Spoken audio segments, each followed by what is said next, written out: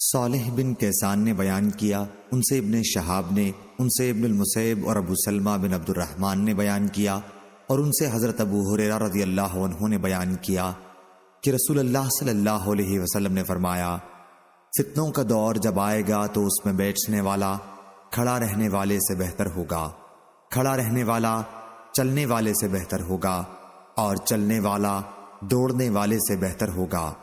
جو اس میں جھانکے گا فتنہ بھی اسے اچک لے گا، اور اس وقت جسے جہاں بھی پناہ مل جائے بس وہیں پناہ پکڑ لے تاکہ اپنے دین کو فتنوں سے بچا سکے۔ صحیح بخاری حدیث نمبر 3601۔ ابو بکر بن عبد الرحمن بن حارث نے بیان کیا، ان سے عبد الرحمن بن مطیع بن اسود نے، اور ان سے نوفل بن معاویہ نے ابو ہریرہ رضی اللہ عنہ کی اسی حدیث کی طرح، البتہ ابو بکر راوی حدیث نے اس روایت میں اتنا اور زیادہ بیان کیا کہ نمازوں میں ایک ایسی نماز ہے کہ جس سے وہ چھوٹ جائے گویا اس کا گھر بار سب برباد ہو گئے، اور وہ عصر کی نماز ہے۔ صحیح بخاری حدیث نمبر 3602۔ سفیان نے خبر دی، انہیں عامش نے، انہیں زید بن وہب نے، اور انہیں عبداللہ بن مسعود رضی اللہ عنہ نے کہ نبی کریم صلی اللہ علیہ وسلم نے فرمایا، میرے بعد تم پر ایک ایسا زمانہ آئے گا جس میں تم پر دوسروں کو مقدم کیا جائے گا، اور ایسی باتیں سامنے آئیں گی جن کو تم برا سمجھو گے۔ لوگوں نے عرض کیا، یا رسول اللہ، اس وقت ہمیں آپ کیا حکم فرماتے ہیں؟ حضرت صلی اللہ علیہ وسلم نے فرمایا کہ جو حقوق تم پر دوسروں کے واجب ہوں انہیں ادا کرتے رہنا، اور اپنے حقوق اللہ ہی سے مانگنا، یعنی صبر کرو، اور اپنا حق لینے کے لیے خلیفہ اور حاکم وقت سے بغاوت نہ کرنا۔ صحیح بخاری حدیث نمبر 3603۔ ابو اسامہ نے بیان کیا، کہا ہم سے شعبہ نے بیان کیا، ان سے ابو طیاح نے، ان سے ابو زرعہ نے، اور ان سے حضرت ابو ہریرہ رضی اللہ عنہ نے بیان کیا کہ نبی کریم صلی اللہ علیہ وسلم نے فرمایا، اس قبیلے قریش کے بعض آدمی لوگوں کو ہلاک و برباد کر دیں گے۔ صحابہ رضی اللہ عنہم نے عرض کیا، ایسے وقت کے لیے آپ ہمیں کیا حکم فرماتے ہیں؟ حضرت صلی اللہ علیہ وسلم نے فرمایا، کاش لوگ ان سے بس الگ ہی رہتے۔ محمود بن غیلان نے بیان کیا کہ ہم سے ابو داؤد طیالسی نے بیان کیا، کہا ہم کو شعبہ نے خبر دی، انہیں ابو طیاح نے، انہوں نے ابو زرعہ سے سنا۔ صحیح بخاری حدیث نمبر 3604۔ عمرو بن یحییٰ بن سعید اموی نے بیان کیا، ان سے ان کے دادا نے بیان کیا کہ میں مروان بن حکم اور حضرت ابو ہریرہ رضی اللہ عنہ کے ساتھ تھا۔ اس وقت میں نے حضرت ابو ہریرہ رضی اللہ عنہ سے سنا، انہوں نے کہا کہ میں نے سچوں کے سچے رسول کریم صلی اللہ علیہ وسلم سے سنا ہے، آپ فرما رہے تھے کہ میری امت کی بربادی قریش کے چند لڑکوں کے ہاتھوں پر ہوگی۔ مروان نے پوچھا، نوجوان لڑکوں کے ہاتھ پر؟ اس پر ابو ہریرہ رضی اللہ عنہ نے کہا کہ اگر تم چاہو تو میں ان کے نام بھی لے دوں کہ وہ بنی فلاں اور بنی فلاں ہوں گے۔ صحیح بخاری حدیث نمبر 3605۔ ولید نے بیان کیا، کہا کہ مجھ سے ابن جابر نے، کہا کہ مجھ سے بصر بن عبید اللہ حضرمی نے، کہا کہ مجھ سے ابو ادریس خولانی نے بیان کیا، انہوں نے حذیفہ بن یمان رضی اللہ عنہ سے سنا، وہ بیان کرتے تھے کہ دوسرے صحابہ کرام رضی اللہ عنہم تو رسول اللہ صلی اللہ علیہ وسلم سے خیر کے متعلق سوال کیا کرتے تھے، لیکن میں شر کے بارے میں پوچھتا تھا اس خوف سے کہ کہیں میں ان میں نہ پھنس جاؤں۔ تو میں نے ایک مرتبہ رسول کریم صلی اللہ علیہ وسلم سے سوال کیا، یا رسول اللہ، ہم جاہلیت اور شر کے زمانے میں تھے، پھر اللہ تعالیٰ نے ہمیں یہ خیر و برکت اسلام کی عطا فرمائی، اب کیا اس خیر کے بعد پھر شر کا کوئی زمانہ آئے گا؟ حضرت صلی اللہ علیہ وسلم نے فرمایا کہ ہاں، میں نے سوال کیا، اور اس شر کے بعد پھر خیر کا کوئی زمانہ آئے گا؟ آپ نے فرمایا کہ ہاں، لیکن اس خیر پر کچھ دھواں ہوگا۔ میں نے عرض کیا، وہ دھواں کیا ہوگا؟ آپ نے جواب دیا کہ ایسے لوگ پیدا ہوں گے جو میری سنت اور طریقے کے علاوہ دوسرے طریقے اختیار کریں گے، ان میں کوئی بات اچھی ہوگی، کوئی بری۔ میں نے سوال کیا، کیا اس خیر کے بعد پھر شر کا کوئی زمانہ آئے گا؟ حضرت صلی اللہ علیہ وسلم نے فرمایا کہ ہاں، جہنم کے دروازوں کی طرف بلانے والے پیدا ہوں گے، جو ان کی بات قبول کرے گا اسے وہ جہنم میں جھونک دیں گے۔ میں نے عرض کیا، یا رسول اللہ، ان کے اوصاف بھی بیان فرما دیجئے۔ حضرت صلی اللہ علیہ وسلم نے فرمایا کہ وہ لوگ ہماری ہی قوم و مذہب کے ہوں گے، ہماری ہی زبان بولیں گے، میں نے عرض کیا پھر اگر میں ان لوگوں کا زمانہ پاؤں تو میرے لیے آپ کا کیا حکم ہے؟ حضرت صلی اللہ علیہ وسلم نے فرمایا کہ مسلمانوں کی جماعت اور ان کے امام کے تابع رہو۔ میں نے عرض کیا کہ اگر مسلمانوں کی کوئی جماعت نہ ہو اور ان کا کوئی امام ہو؟ آپ نے فرمایا پھر ان تمام فرقوں سے اپنے کو الگ رکھنا، اگرچہ تجھے اس کے لیے کسی درخت کی جڑ چبانی پڑے، یہاں تک کہ تیری موت آ جائے اور تو اسی حالت پر ہو، تو یہ تیرے حق میں ان کی صحبت میں رہنے سے بہتر ہوگا۔ صحیح بخاری حدیث نمبر 3606۔ محمد بن مثنیٰ نے بیان کیا، کہا مجھ سے یحییٰ بن سعید نے، انہوں نے اسماعیل سے، کہا مجھ سے قیس نے بیان کیا، ان سے حذیفہ رضی اللہ عنہ نے بیان کیا کہ میرے ساتھیوں نے یعنی صحابہ رضی اللہ عنہم نے تو حضرت صلی اللہ علیہ وسلم سے بھلائی کے حالات سیکھے اور میں نے برائی کے حالات دریافت کیے۔ صحیح بخاری حدیث نمبر 3607۔ ابو سلمہ نے خبر دی اور ان سے حضرت ابو ہریرہ رضی اللہ عنہ نے بیان کیا کہ رسول اللہ صلی اللہ علیہ وسلم نے فرمایا، قیامت اس وقت تک قائم نہیں ہوگی جب تک دو جماعتیں مسلمانوں کی آپس میں جنگ نہ کر لیں اور دونوں کا دعویٰ ایک ہوگا کہ وہ حق پر ہیں۔ صحیح بخاری حدیث نمبر 3608۔ عبد الرزاق نے بیان کیا، کہا ہم کو معمر نے خبر دی، انہیں حمام نے اور انہیں حضرت ابو ہریرہ رضی اللہ عنہ نے کہ نبی کریم صلی اللہ علیہ وسلم نے فرمایا، قیامت اس وقت تک قائم نہ ہوگی جب تک دو جماعتیں آپس میں جنگ نہ کر لیں، دونوں میں بڑی بھاری جنگ ہوگی حالانکہ دونوں کا دعویٰ ایک ہی ہوگا، اور قیامت اس وقت تک قائم نہ ہوگی جب تک تقریباً 30 جھوٹے دجال پیدا نہ ہو لیں، ان میں ہر ایک کا یہی گمان ہوگا کہ وہ اللہ کا نبی ہے۔ صحیح بخاری حدیث نمبر 3609۔ زہری نے بیان کیا، کہا مجھ کو ابو سلمہ بن عبد الرحمن نے خبر دی اور ان سے ابو سعید خدری رضی اللہ عنہ نے بیان کیا کہ ہم رسول اللہ صلی اللہ علیہ وسلم کی خدمت میں موجود تھے اور آپ جنگ حنین کا مال غنیمت تقسیم فرما رہے تھے۔ اتنے میں بنی تمیم کا ایک شخص ذوالخویسرہ نامی آیا اور کہنے لگا کہ یا رسول اللہ انصاف سے کام لیجئے۔ یہ سن کر حضرت صلی اللہ علیہ وسلم نے فرمایا، افسوس، اگر میں ہی انصاف نہ کروں تو دنیا میں پھر کون انصاف کرے گا؟ اگر میں ظالم ہو جاؤں تب تو میری بھی تباہی اور بربادی ہو جائے۔ حضرت عمر رضی اللہ عنہ نے عرض کیا، حضور اس کے بارے میں مجھے اجازت دیں، میں اس کی گردن مار دوں۔ حضرت صلی اللہ علیہ وسلم نے فرمایا کہ اسے چھوڑ دو، اس کے جوڑ کے کچھ لوگ پیدا ہوں گے کہ تم اپنی نماز کو ان کی نماز کے مقابلے میں بظاہر حقیر سمجھو گے اور تم اپنے روزوں کو ان کے روزوں کے مقابل ناچیز سمجھو گے۔ وہ قرآن کی تلاوت کریں گے لیکن وہ ان کے حلق کے نیچے نہیں اترے گا۔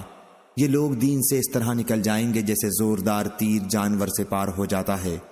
اس تیر کے پھل کو اگر دیکھا جائے تو اس میں کوئی چیز خون وغیرہ نظر نہ آئے گی، پھر اس کے پٹھے کو اگر دیکھا جائے تو چھڑ میں اس کے پھل کے داخل ہونے کی جگہ سے اوپر جو لگایا جاتا ہے وہاں بھی کچھ نہ ملے گا۔ اس کے نزی تیر میں لگائی جانے والی لکڑی کو کہتے ہیں، کو دیکھا جائے تو وہاں بھی کچھ نشان نہیں ملے گا۔ اسی طرح اگر اس کے پر کو دیکھا جائے تو اس میں بھی کچھ نہیں ملے گا، حالانکہ گندگی اور خون سے وہ تیر گزرا ہے۔ ان کی علامت ایک کالا شخص ہوگا، اس کا ایک بازو عورت کے پستان کی طرح اٹھا ہوا ہوگا یا گوشت کے لوتھڑے کی طرح ہوگا اور حرکت کر رہا ہوگا۔ یہ لوگ مسلمانوں کی بہترین گروہ سے بغاوت کریں گے۔ حضرت ابو سعید رضی اللہ عنہ نے کہا کہ میں گواہی دیتا ہوں کہ میں نے یہ حدیث رسول اللہ صلی اللہ علیہ وسلم سے سنی تھی، اور میں گواہی دیتا ہوں کہ حضرت علی بن ابی طالب نے ان سے جنگ کی تھی، یعنی خوارج سے۔ اس وقت میں بھی حضرت علی رضی اللہ عنہ کے ساتھ تھا اور انہوں نے اس شخص کو تلاش کرایا جسے حضرت صلی اللہ علیہ وسلم نے اس گروہ کی علامت کے طور پر بتلایا تھا۔ آخر وہ لایا گیا، میں نے اسے دیکھا تو اس کا پورا حلیہ بالکل حضرت صلی اللہ علیہ وسلم کے بیان کیے ہوئے اوصاف کے مطابق تھا۔ صحیح بخاری حدیث نمبر 3610۔ سوید بن غفلہ نے بیان کیا کہ حضرت علی رضی اللہ عنہ نے کہا، جب تم سے کوئی بات رسول اللہ صلی اللہ علیہ وسلم کے حوالے سے میں بیان کروں تو یہ سمجھو کہ میرے لیے آسمان سے گر جانا اس سے بہتر ہے کہ میں حضرت صلی اللہ علیہ وسلم پر کوئی جھوٹ باندھوں۔ البتہ جب میں اپنی طرف سے کوئی بات تم سے کہوں تو لڑائی تو تدبیر اور فریب ہی کا نام ہے، اس میں کوئی بات بنا کر کہوں تو ممکن ہے۔ دیکھو میں نے رسول اللہ صلی اللہ علیہ وسلم سے سنا، آپ فرماتے تھے کہ آخر زمانے میں کچھ لوگ ایسے پیدا ہوں گے جو چھوٹے چھوٹے دانتوں والے، کم عقل اور بے وقوف ہوں گے۔ باتیں وہ کہیں گے جو دنیا کی بہترین بات ہوگی، لیکن اسلام سے اس طرح صاف نکل چکے ہوں گے جیسے تیر جانور کے پار نکل جاتا ہے۔ ان کا ایمان ان کے حلق سے نیچے نہیں اترے گا۔ تم انہیں جہاں بھی پاؤ قتل کر دو، کیونکہ ان کے قتل سے قاتل کے لیے قیامت کے دن ثواب ملے گا۔ صحیح بخاری حدیث نمبر 3611۔ یحییٰ بن سعید نے بیان کیا، ان سے اسماعیل نے کہا، ہم سے قیس نے بیان کیا، ان سے حضرت خباب بن ارت رضی اللہ عنہ نے بیان کیا کہ ہم نے رسول اللہ صلی اللہ علیہ وسلم سے شکایت کی، آپ اس وقت اپنی ایک چادر پر ٹیک دیے کعبے کے سائے میں بیٹھے ہوئے تھے۔ ہم نے آپ کی خدمت میں عرض کیا کہ آپ ہمارے لیے مدد کیوں نہیں طلب فرماتے، ہمارے لیے اللہ سے دعا کیوں نہیں مانگتے، ہم کافروں کی عزا دہی سے تنگ آ چکے ہیں۔ حضرت صلی اللہ علیہ وسلم نے فرمایا، ایمان لانے کی سزا میں تم سے پہلی امتوں کے لوگوں کے لیے گڑھا کھودا جاتا اور انہیں اس میں ڈال دیا جاتا، پھر ان کے سر پر آرا رکھ کر ان کے 2 ٹکڑے کر دیے جاتے، پھر بھی وہ اپنے دین سے نہ پھرے۔ لوہے کے کنگے ان کے گوشت میں دھسا کر ان کی ہڈیوں اور پٹھوں پر پھیرے جاتے، پھر بھی وہ اپنا ایمان نہ چھوڑتے۔ اللہ کی قسم کہ یہ امر اسلام بھی کمال کو پہنچے گا، اور ایک زمانہ آئے گا کہ ایک سوار مقام صنعاء سے حضرموت تک سفر کرے گا، لیکن راستوں کے پرامن ہونے کی وجہ سے اسے اللہ کے سوا اور کسی کا ڈر نہیں ہوگا، یا صرف بھیڑیے کا خوف ہوگا کہ کہیں اس کی بکریوں کو نہ کھا جائے، لیکن تم لوگ جلدی کرتے ہو۔ صحیح بخاری حدیث نمبر 3612۔ موسیٰ بن انس نے خبر دی اور انہیں انس بن مالک رضی اللہ عنہ نے کہ نبی کریم صلی اللہ علیہ وسلم کو ایک دن ثابت بن قیس رضی اللہ عنہ نہیں ملے، تو ایک صحابی نے کہا، یا رسول اللہ، میں آپ کے لیے ان کی خبر لاتا ہوں۔ چنانچہ وہ ان کے یہاں آئے تو دیکھا کہ اپنے گھر میں سر جھکائے بیٹھے ہیں۔ اس نے پوچھا کہ کیا حال ہے؟ انہوں نے کہا کہ برا حال ہے۔ ان کی عادت تھی کہ نبی کریم صلی اللہ علیہ وسلم کے سامنے حضرت صلی اللہ علیہ وسلم سے بھی اونچی آواز میں بولا کرتے تھے۔ انہوں نے کہا، اسی لیے میرا عمل غارت ہو گیا اور میں دوزخیوں میں ہو گیا ہوں۔ وہ صحابی حضرت صلی اللہ علیہ وسلم کی خدمت میں حاضر ہوئے اور آپ کو اطلاع دی کہ ثابت یوں کہہ رہے ہیں۔ موسیٰ بن انس نے بیان کیا، لیکن دوسری مرتبہ وہی صحابی ثابت رضی اللہ عنہ کے پاس ایک بڑی خوشخبری لے کر واپس ہوئے۔ حضرت صلی اللہ علیہ وسلم نے ان سے فرمایا تھا کہ ثابت کے پاس جاؤ اور اس سے کہو کہ وہ اہل جہنم میں سے نہیں ہیں بلکہ وہ اہل جنت میں سے ہیں۔ صحیح بخاری حدیث نمبر 3613۔ غندر نے بیان کیا، کہا ہم سے شعبہ نے، ان سے ابو اسحاق نے، اور انہوں نے برا بن عازب رضی اللہ عنہ سے سنا۔ انہوں نے بیان کیا کہ ایک صحابی اسید بن حضیر رضی اللہ عنہ نے نماز میں سورہ کہف کی تلاوت کی۔ اسی گھر میں گھوڑا بندھا ہوا تھا، گھوڑے نے اچھلنا کودنا شروع کر دیا۔ اسید نے ادھر خیال نہ کیا، اس کو خدا کے سپرد کیا۔ اس کے بعد جب انہوں نے سلام پھیرا تو دیکھا کہ بادل کے ایک ٹکڑے نے ان کے سارے گھر پر سایہ کر رکھا ہے۔ اس واقعے کا ذکر انہوں نے نبی کریم صلی اللہ علیہ وسلم سے کیا تو آپ نے فرمایا کہ قرآن پڑھتا ہی رہ، کیونکہ یہ سکینہ ہے جو قرآن کی وجہ سے نازل ہوئی، یا اس کے بجائے راوی نے تنزلت للقرآن کے الفاظ کہے۔ صحیح بخاری حدیث نمبر 3614۔ محمد بن یوسف نے بیان کیا، کہا ہم سے احمد بن یزید بن ابراہیم بن حرانی نے، کہا ہم سے زہیر بن معاویہ نے، کہا ہم سے ابو اسحاق نے بیان کیا، اور انہوں نے برا بن عازب رضی اللہ عنہ سے سنا۔ انہوں نے بیان کیا کہ ابو بکر رضی اللہ عنہ میرے والد کے پاس ان کے گھر آئے اور ان سے ایک پالان خریدا۔ پھر انہوں نے میرے والد سے کہا کہ اپنے بیٹے کے ذریعے اسے میرے ساتھ بھیج دو۔ حضرت برا رضی اللہ عنہ نے بیان کیا، چنانچہ میں اس کجاوے کو اٹھا کر آپ کے ساتھ چلا اور میرے والد اس کی قیمت کے روپے پر رکھوانے لگے۔ میرے والد نے ان سے پوچھا، اے ابو بکر، مجھے وہ واقعہ سناؤ جب تم نے رسول اللہ صلی اللہ علیہ وسلم کے ساتھ غار ثور سے ہجرت کی تھی تو آپ دونوں نے وہ وقت کیسے گزارا تھا؟ اس پر انہوں نے بیان کیا کہ جی ہاں، رات بھر تو ہم چلتے رہے اور دوسرے دن صبح کو بھی، لیکن جب دوپہر کا وقت ہوا اور راستہ بالکل سنسان پڑ گیا کہ کوئی بھی آدمی گزرتا ہوا دکھائی نہیں دیتا تھا، تو ہمیں ایک لمبی چٹان دکھائی دی، اس کے سائے میں دھوپ نہیں تھی۔ ہم وہاں اتر گئے اور میں نے خود نبی کریم صلی اللہ علیہ وسلم کے لیے ایک جگہ اپنے ہاتھ سے ٹھیک کر دی اور ایک چادر وہاں بچھا دی۔ پھر میں نے عرض کیا، یا رسول اللہ، آپ یہاں آرام فرمائیں، میں نگرانی کروں گا۔ حضرت صلی اللہ علیہ وسلم سو گئے اور میں چاروں طرف حالات دیکھنے کے لیے نکلا۔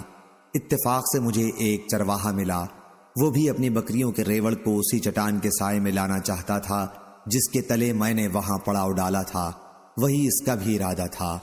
میں نے اس سے پوچھا کہ تو کس قبیلے سے ہے؟ اس نے بتایا کہ مدینہ، یا راوی نے کہا کہ مکے کے فلاں شخص سے۔ میں نے اس سے پوچھا کہ کیا تیری بکریوں سے دودھ مل سکتا ہے؟ اس نے کہا کہ ہاں۔ میں نے پوچھا کیا ہمارے لیے تو دودھ نکال سکتا ہے؟ اس نے کہا کہ ہاں۔ چنانچہ وہ ایک بکری پکڑ کے لایا۔ میں نے اس سے کہا کہ پہلے تھن کو مٹی، بال اور دوسری گندگیوں سے صاف کر لے۔ ابو اسحاق راوی نے کہا کہ میں نے برا بن عازب رضی اللہ عنہ کو دیکھا کہ انہوں نے اپنے ایک ہاتھ کو دوسرے پر مار کر تھن کو جھاڑنے کی صورت بیان کی۔ اس نے لکڑی کے ایک پیالے میں دودھ نکالا۔ میں نے حضرت صلی اللہ علیہ وسلم کے لیے ایک برتن اپنے ساتھ رکھ لیا تھا، آپ اس سے پانی پیا کرتے تھے اور وضو بھی کر لیتے۔ پھر میں حضرت صلی اللہ علیہ وسلم کے پاس آیا، آپ سو رہے تھے۔ میں آپ کو جگانا پسند نہیں کرتا تھا، لیکن بعد میں جب میں آیا تو آپ بیدار ہو چکے تھے۔ میں نے پہلے دودھ کے برتن پر پانی بہایا، جب اس کے نیچے کا حصہ ٹھنڈا ہو گیا تو میں نے عرض کیا، اے اللہ کے رسول، دودھ پی لیجئے۔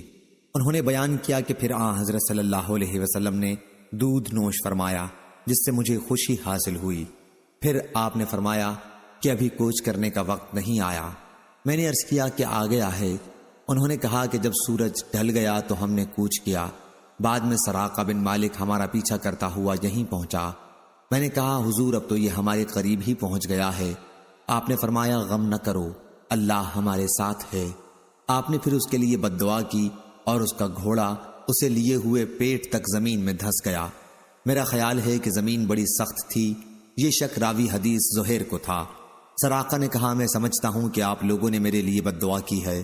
اگر اب آپ لوگ میرے لیے اس مصیبت سے نجات کی دعا کر دیں تو اللہ کی قسم میں آپ لوگوں کی تلاش میں آنے والے تمام لوگوں کو واپس لوٹا دوں گا۔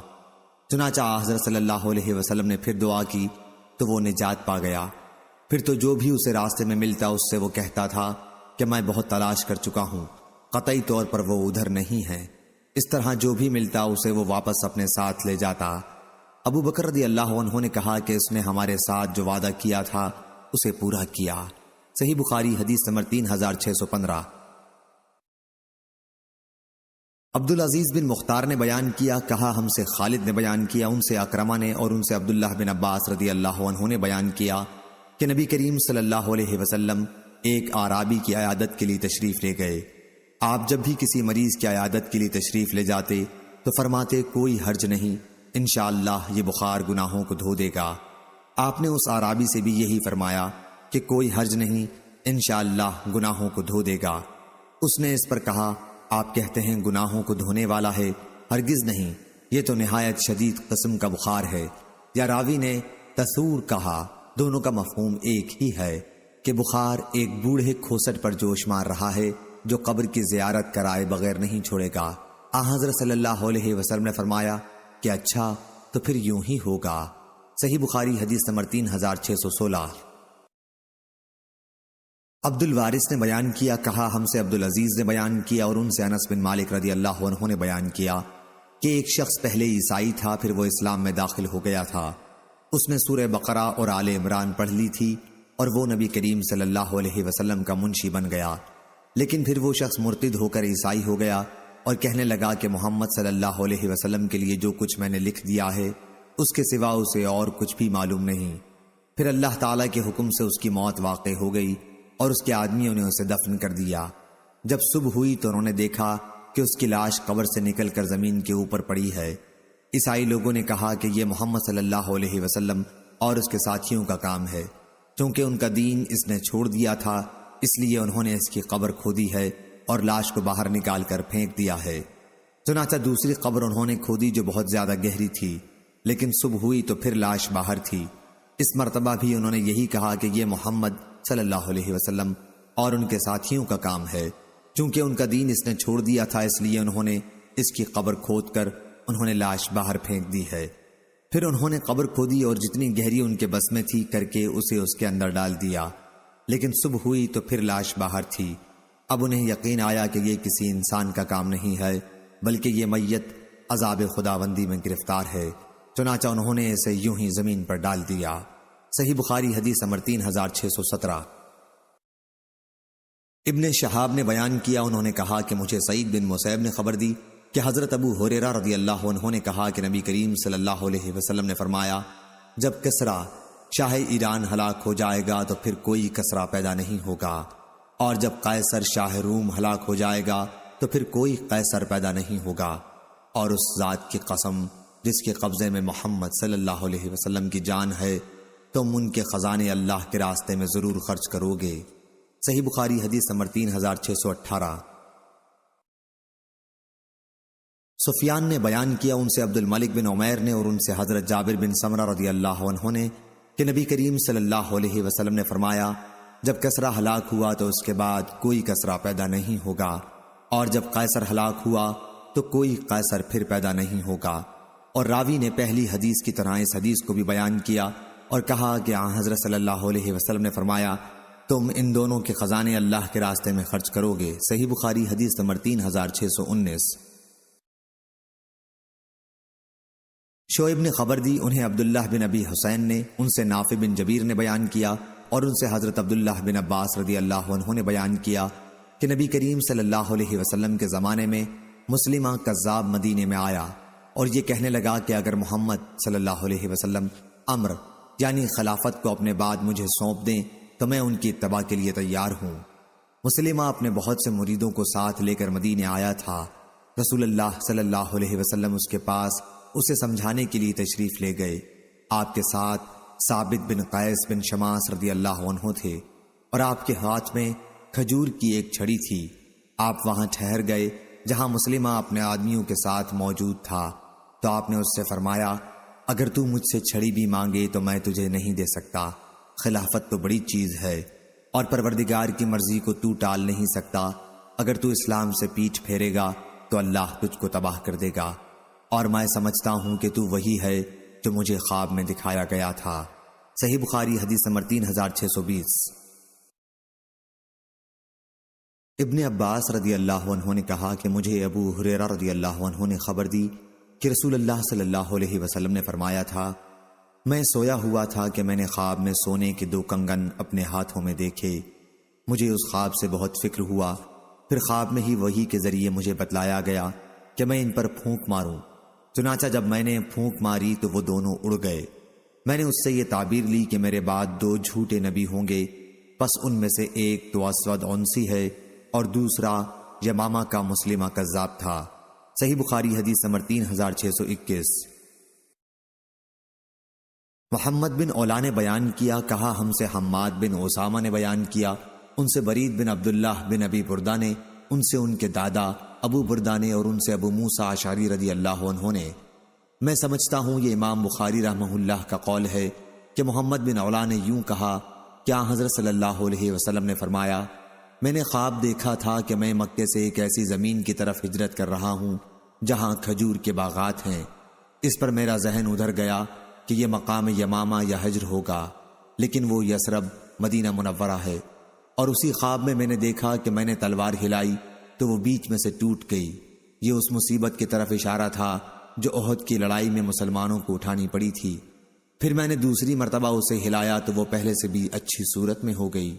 یہ اس واقعے کی طرف اشارہ تھا کہ اللہ تعالیٰ نے مکے کی فتح دی اور مسلمان سب اکٹھے ہو گئے۔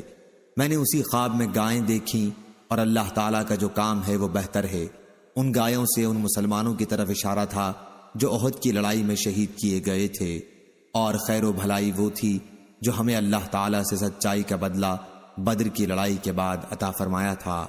صحیح بخاری حدیث نمبر 3622۔ زکریا نے بیان کیا، ان سے فراس نے، ان سے عامر نے، ان سے مسروق نے، اور ان سے حضرت عائشہ رضی اللہ عنہا نے بیان کیا کہ حضرت فاطمہ رضی اللہ عنہا آئیں، ان کی چال میں نبی کریم صلی اللہ علیہ وسلم کی چال سے بڑی مشابہت تھی۔ آپ نے فرمایا، بیٹی آؤ مرحبا، اس کے بعد آپ نے انہیں اپنی دائیں طرف یا بائیں طرف بٹھا لیا، پھر ان کے کان میں آپ نے چپکے سے کوئی بات کہی تو وہ رونے لگیں۔ میں نے ان سے کہا کہ آپ روتی کیوں ہو؟ پھر دوبارہ حضرت صلی اللہ علیہ وسلم نے ان کے کان میں کچھ کہا تو وہ ہنس دیں۔ میں نے ان سے کہا کہ آج غم کے فوراً بعد ہی خوشی کی جو کیفیت میں نے آپ کے چہرے پر دیکھی وہ پہلے کبھی نہیں دیکھی تھی۔ پھر میں نے ان سے پوچھا کہ حضرت صلی اللہ علیہ وسلم نے کیا فرمایا تھا؟ انہوں نے کہا جب تک رسول اللہ صلی اللہ علیہ وسلم زندہ ہیں میں آپ کے راز کو کسی پر نہیں کھول سکتی، چنانچہ میں نے آپ کی وفات کے بعد پوچھا۔ صحیح بخاری حدیث نمبر 3623۔ تو انہوں نے بتایا کہ آپ نے میرے کان میں کہا تھا کہ حضرت جبریل علیہ السلام ہر سال قرآن مجید کا ایک دور کیا کرتے تھے، لیکن اس سال انہوں نے 2 مرتبہ دور کیا ہے۔ مجھے یقین ہے کہ اب میری موت قریب ہے اور میرے گھرانے میں سب سے پہلے مجھ سے ملنے والی تم ہوگی۔ میں آپ کی اس خبر پر رونے لگی تو آپ نے فرمایا کہ تم اس پر راضی نہیں کہ جنت کی عورتوں کی سردار بنو گی، یا آپ نے فرمایا کہ مومنہ عورتوں کی، تو اس پر میں ہنسی تھی۔ صحیح بخاری حدیث نمبر 3624۔ ابراہیم بن سعد نے بیان کیا، ان سے ان کے والد نے، ان سے عروہ نے، اور ان سے حضرت عائشہ رضی اللہ عنہا نے بیان کیا کہ نبی کریم صلی اللہ علیہ وسلم نے اپنے زمانہ مرض میں اپنی صاحبزادی فاطمہ رضی اللہ عنہا کو بلایا اور چپکے سے کوئی بات ان سے فرمائی تو وہ رونے لگیں۔ پھر آپ نے انہیں بلایا اور چپکے سے پھر کوئی بات فرمائی تو وہ ہنسیں۔ حضرت عائشہ رضی اللہ عنہا نے بیان کیا کہ پھر میں نے حضرت فاطمہ رضی اللہ عنہا سے اس کے متعلق پوچھا۔ صحیح بخاری حدیث نمبر 3625۔ تو انہوں نے بتایا کہ پہلی مرتبہ جب حضرت صلی اللہ علیہ وسلم نے مجھ سے آہستہ سے گفتگو کی تھی تو اس میں آپ نے فرمایا تھا کہ آپ کی اس مرض میں وفات ہو جائے گی، جس میں واقعی آپ کی وفات ہوئی۔ میں اس پر رو پڑی۔ پھر دوبارہ آپ نے آہستہ سے مجھ سے جو بات کہی اس میں آپ نے فرمایا کہ آپ کے اہل بیت میں سب سے پہلے آپ سے جا ملوں گی۔ میں اس پر ہنسی تھی۔ صحیح بخاری حدیث نمبر 3626۔ شعبہ نے بیان کیا، ان سے ابی بشر نے، ان سے سعید بن جبیر نے، ان سے عبداللہ بن عباس رضی اللہ عنہ نے بیان کیا کہ حضرت عمر بن خطاب ابن عباس رضی اللہ عنہ کو اپنے پاس بٹھاتے تھے۔ اس پر عبد الرحمن بن عوف رضی اللہ عنہ نے حضرت عمر رضی اللہ عنہ سے شکایت کی کہ ان جیسے تو ہمارے لڑکے بھی ہیں، لیکن حضرت عمر رضی اللہ عنہ نے جواب دیا کہ یہ محض ان کے علم کی وجہ سے ہے۔ پھر حضرت عمر رضی اللہ عنہ نے عبداللہ بن عباس رضی اللہ عنہ سے آیت اذا جاء نصر اللہ والفتح کے متعلق پوچھا تو انہوں نے جواب دیا کہ یہ رسول اللہ صلی اللہ علیہ وسلم کی وفات تھی، جس کی خبر اللہ تعالیٰ نے آپ کو دی۔ حضرت عمر رضی اللہ عنہ نے فرمایا جو تم نے سمجھا ہے میں بھی وہی سمجھتا ہوں۔ صحیح بخاری حدیث نمبر 3627۔ عبد الرحمن بن سلیمان بن حنظلہ بن غسیل نے بیان کیا، ان سے اکرمہ نے بیان کیا اور ان سے عبداللہ بن عباس رضی اللہ عنہ نے بیان کیا کہ مرض الوفات میں رسول اللہ صلی اللہ علیہ وسلم باہر تشریف لائے۔ آپ ایک چکنے کپڑے سے سر مبارک پر پٹی باندھے ہوئے تھے۔ آپ مسجد نبوی میں ممبر پر تشریف فرما ہوئے، پھر جیسے ہونی چاہیے اللہ تعالیٰ کی حمد و ثنا کی، پھر فرمایا اما بعد، آنے والے دور میں دوسرے لوگوں کی تعداد بہت بڑھ جائے گی لیکن انصار کم ہوتے جائیں گے، اور ایک زمانہ آئے گا کہ دوسروں کے مقابلے میں ان کی تعداد اتنی کم ہو جائے گی جیسے کھانے میں نمک ہوتا ہے۔ بس اگر تم میں سے کوئی شخص کہیں کا حاکم بنے اور اپنی حکومت کی وجہ سے وہ کسی کو نقصان اور نفع بھی پہنچا سکتا ہو تو اسے چاہیے کہ انصار کے نیکوں کی نیکیوں کو قبول کرے اور جو برے ہوں ان سے درگزر کر دیا کرے۔ یہ نبی کریم صلی اللہ علیہ وسلم کی آخری مجلس وعظ تھی۔ صحیح بخاری حدیث نمبر 3628۔ حسین جعفی نے بیان کیا، ان سے ابو موسیٰ نے، ان سے امام حسن بصری نے اور ان سے حضرت ابو بکر رضی اللہ عنہ نے کہ نبی کریم صلی اللہ علیہ وسلم حسن رضی اللہ عنہ کو ایک دن ساتھ لے کر باہر تشریف لائے اور ممبر پر ان کو لے کر چڑھ گئے۔ پھر فرمایا میرا یہ بیٹا سید ہے اور امید ہے کہ اللہ تعالیٰ اس کے ذریعے مسلمانوں کی 2 جماعتوں میں ملاپ کرا دے گا۔ صحیح بخاری حدیث نمبر 3629۔ حماد بن زید نے بیان کیا، ان سے ایوب نے، ان سے حمید بن ہلال نے اور ان سے حضرت انس بن مالک رضی اللہ عنہ نے کہ نبی کریم صلی اللہ علیہ وسلم نے جعفر بن ابی طالب اور زید بن حارثہ رضی اللہ عنہ کی شہادت کی خبر پہلے ہی صحابہ رضی اللہ عنہم کو سنا دی تھی۔ اس وقت آپ کی آنکھوں سے آنسو جاری تھے۔ صحیح بخاری حدیث نمبر 3630۔ سفیان سوری نے بیان کیا، ان سے محمد بن منقدر نے اور ان سے جابر بن عبداللہ رضی اللہ عنہ نے بیان کیا کہ ان کی شادی کے موقع پر نبی کریم صلی اللہ علیہ وسلم نے دریافت فرمایا، کیا تمہارے پاس قالین ہیں؟ میں نے عرض کیا، ہمارے پاس قالین کہاں، ہم غریب لوگ ہیں۔ اس پر آن حضرت صلی اللہ علیہ وسلم نے فرمایا، یاد رکھو ایک وقت آئے گا کہ تمہارے پاس عمدہ قالین ہوں گے۔ اب جب میں اس سے اپنی بیوی سے کہتا ہوں کہ اپنے قالین ہٹا لے تو وہ کہتی ہے کہ کیا نبی کریم صلی اللہ علیہ وسلم نے تم سے نہیں فرمایا تھا کہ ایک وقت آئے گا جب تمہارے پاس قالین ہوں گے؟ چنانچہ میں انہیں وہیں رہنے دیتا ہوں اور چپ ہو جاتا ہوں۔ صحیح بخاری حدیث نمبر 3631۔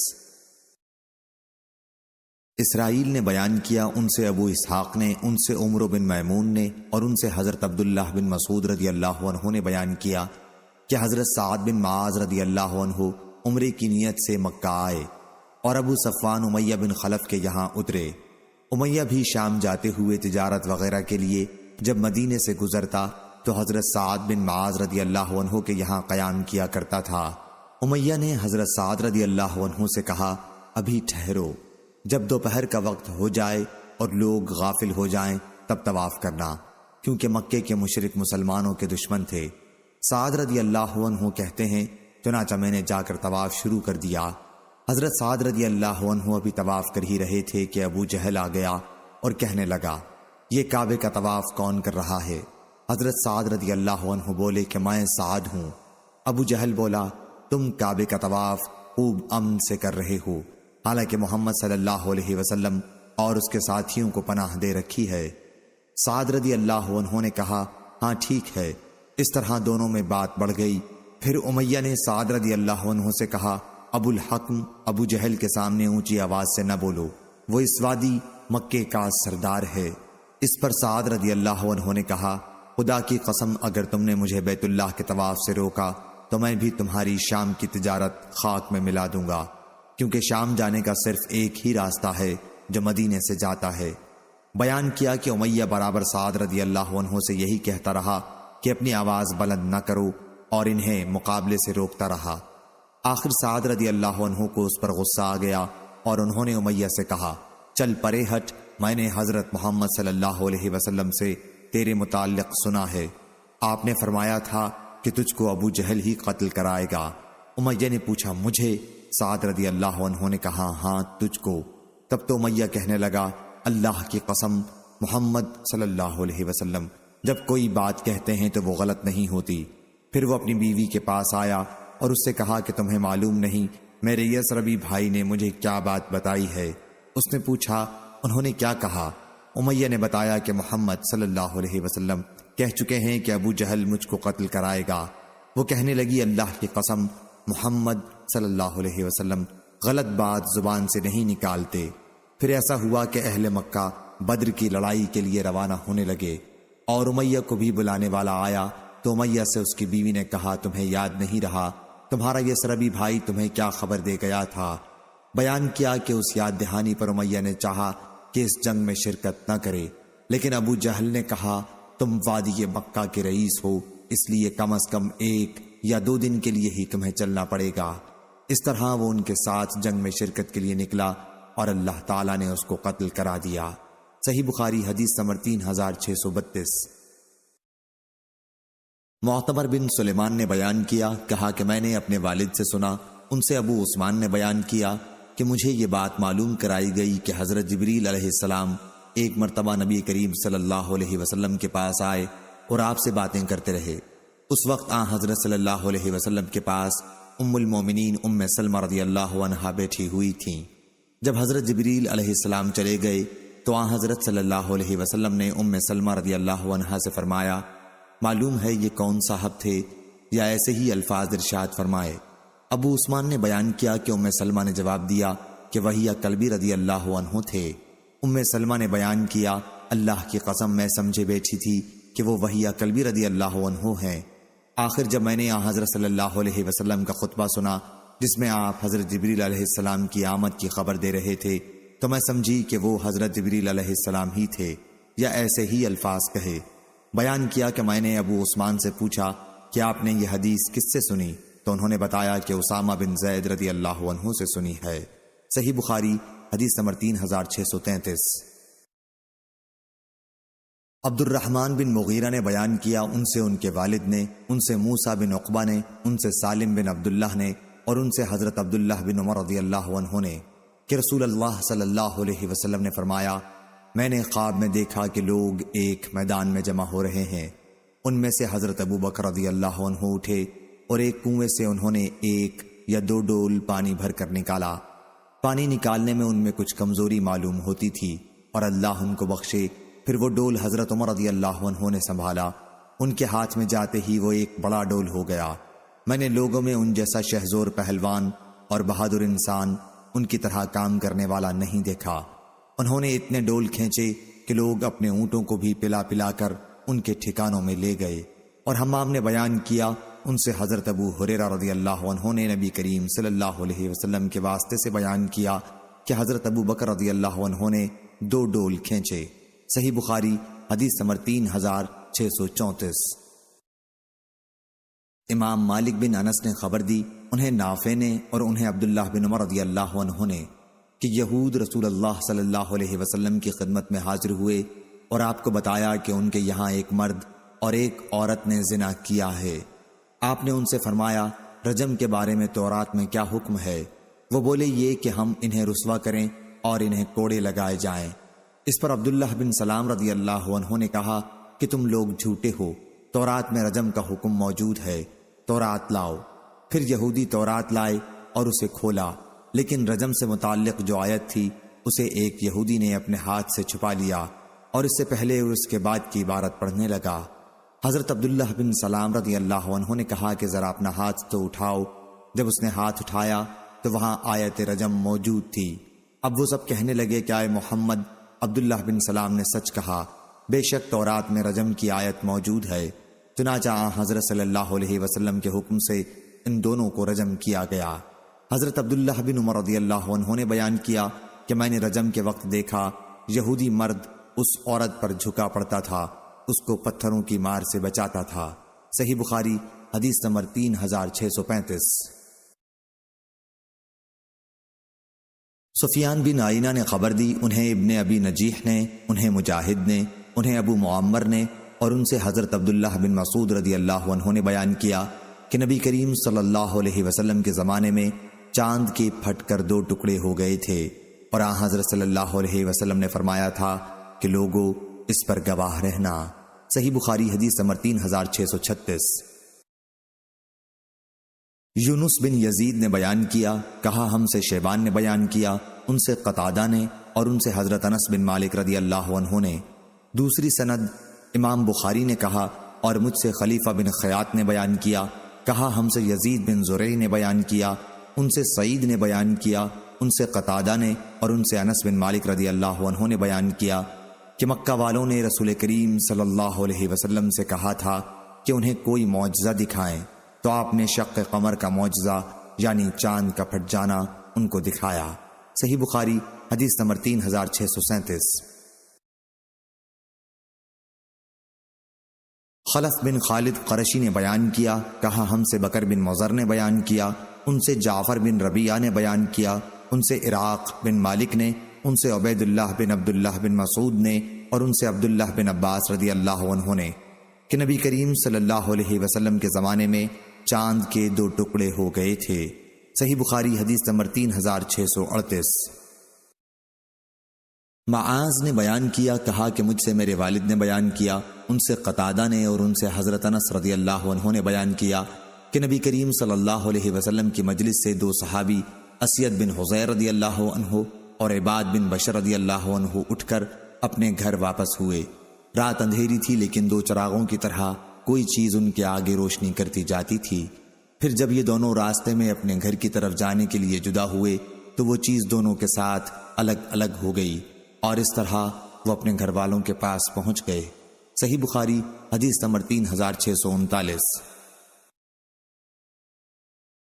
اسماعیل نے بیان کیا، کہا ہم سے قیس نے بیان کیا کہ میں نے حضرت مغیرہ بن شعبہ رضی اللہ عنہ سے سنا کہ نبی کریم صلی اللہ علیہ وسلم نے فرمایا، میری امت کے کچھ لوگ ہمیشہ غالب رہیں گے یہاں تک کہ قیامت یا موت آئے گی، اس وقت بھی وہ غالب ہی ہوں گے۔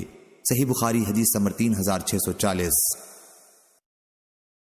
یزید بن جابر نے بیان کیا، کہا کہ مجھ سے عمیر بن ہانی نے بیان کیا اور انہوں نے معاویہ بن ابی سفیان سے سنا۔ انہوں نے بیان کیا کہ میں نے رسول کریم صلی اللہ علیہ وسلم سے سنا تھا، آپ فرما رہے تھے کہ میری امت میں ہمیشہ ایک گروہ ایسا موجود رہے گا جو اللہ تعالیٰ کی شریعت پر قائم رہے گا، انہیں ذلیل کرنے کی کوشش کرنے والے اور اسی طرح ان کی مخالفت کرنے والے انہیں کوئی نقصان نہ پہنچا سکیں گے یہاں تک کہ قیامت آ جائے گی اور وہ اسی حالت پر رہیں گے۔ عمیر نے بیان کیا کہ اس پر مالک بن یخامر نے کہا کہ معاذ بن جبل رضی اللہ عنہ نے کہا تھا کہ ہمارے زمانے میں یہ لوگ شام میں ہیں۔ امیر معاویہ نے کہا کہ دیکھو یہ مالک بن یخامر یہاں موجود ہیں جو کہہ رہے ہیں کہ انہوں نے معاذ رضی اللہ عنہ سے سنا کہ یہ لوگ شام کے ملک میں ہیں۔ صحیح بخاری حدیث نمبر 3641۔ سفیان بن عینہ نے خبر دی، کہا ہم سے شبیب بن غرقدہ نے بیان کیا کہ میں نے اپنے قبیلے کے لوگوں سے سنا تھا، وہ لوگ عروہ سے نقل کرتے تھے جو ابو الجعد کے بیٹے اور صحابی تھے کہ نبی کریم صلی اللہ علیہ وسلم نے انہیں 1 دینار دیا کہ وہ اس کی 1 بکری خرید کر لائیں۔ انہوں نے اس دینار سے 2 بکریاں خریدیں، پھر 1 بکری کو 1 دینار میں بیچ کر دینار بھی واپس کر دیا اور بکری بھی پیش کر دی۔ حضرت صلی اللہ علیہ وسلم نے اس پر ان کی تجارت میں برکت کی دعا فرمائی۔ پھر تو ان کا یہ حال ہوا کہ اگر مٹی بھی خریدتے تو اس میں انہیں نفع ہو جاتا۔ سفیان نے کہا کہ حسن بن عمارہ نے ہمیں یہ حدیث پہنچائی تھی شبیب بن غرقدہ سے۔ حسن بن عمارہ نے کہا کہ شبیب نے یہ حدیث خود عروہ رضی اللہ عنہ سے سنی تھی، چنانچہ میں شبیب کی خدمت میں گیا تو انہوں نے بتایا کہ میں نے یہ حدیث خود عروہ سے نہیں سنی تھی، البتہ میں نے اپنے قبیلے کے لوگوں کو ان کے حوالے سے بیان کرتے سنا تھا۔ صحیح بخاری حدیث نمبر 3642۔ البتہ یہ دوسری حدیث خود میں نے عروہ رضی اللہ عنہ سے سنی ہے۔ وہ بیان کرتے تھے کہ میں نے نبی کریم صلی اللہ علیہ وسلم سے سنا، آپ نے فرمایا، خیر اور بھلائی گھوڑوں کی پیشانی کے ساتھ قیامت تک کے لیے بندھی ہوئی ہے۔ شبیب نے کہا کہ میں نے حضرت عروہ رضی اللہ عنہ کے گھر میں 70 گھوڑے دیکھے۔ سفیان نے کہا کہ حضرت عروہ رضی اللہ عنہ نے حضور اکرم صلی اللہ علیہ وسلم کے لیے بکری خریدی تھی، شاید وہ قربانی کے لیے ہوگی۔ صحیح بخاری حدیث نمبر 3643۔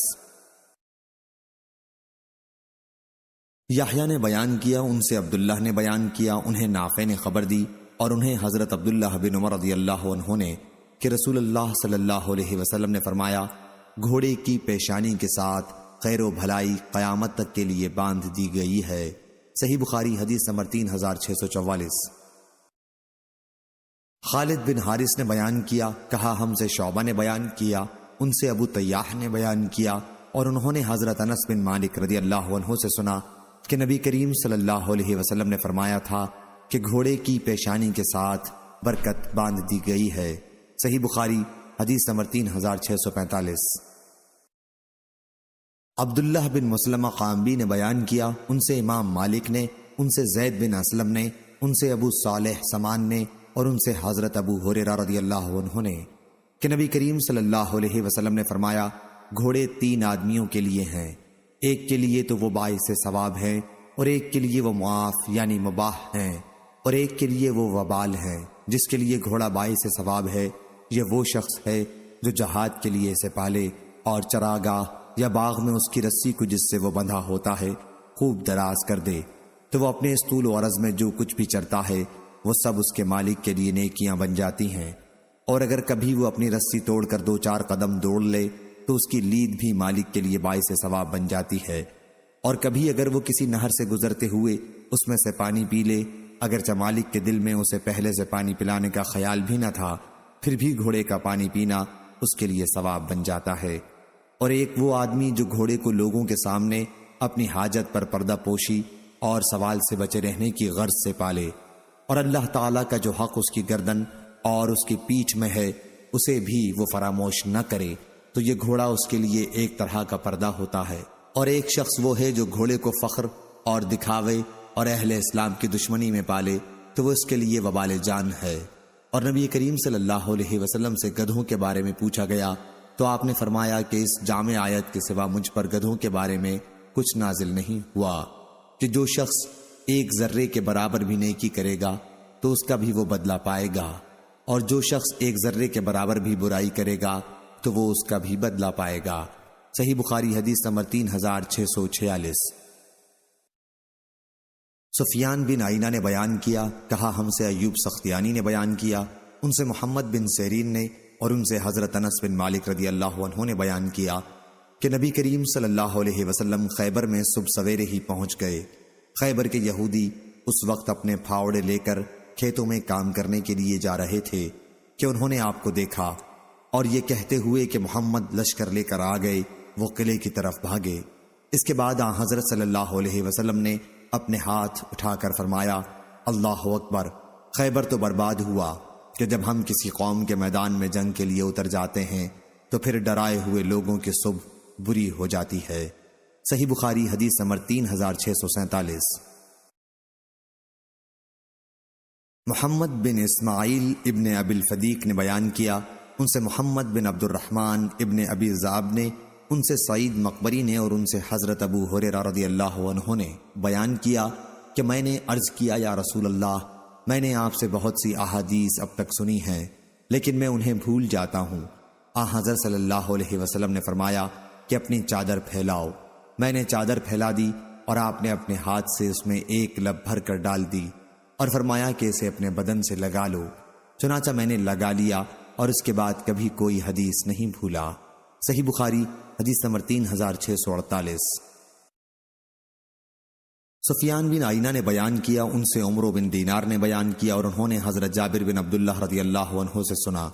انہوں نے بیان کیا کہ ہم سے حضرت ابو سعید خدری رضی اللہ عنہ نے بیان کیا کہ رسول اللہ صلی اللہ علیہ وسلم نے فرمایا، ایک زمانہ آئے گا کہ اہل اسلام کی جماعتیں جہاد کریں گی، تو ان سے پوچھا جائے گا کہ کیا تمہارے ساتھ رسول اللہ صلی اللہ علیہ وسلم کے کوئی صحابی بھی ہیں؟ وہ کہیں گے کہ ہاں، تب ان کی فتح ہوگی۔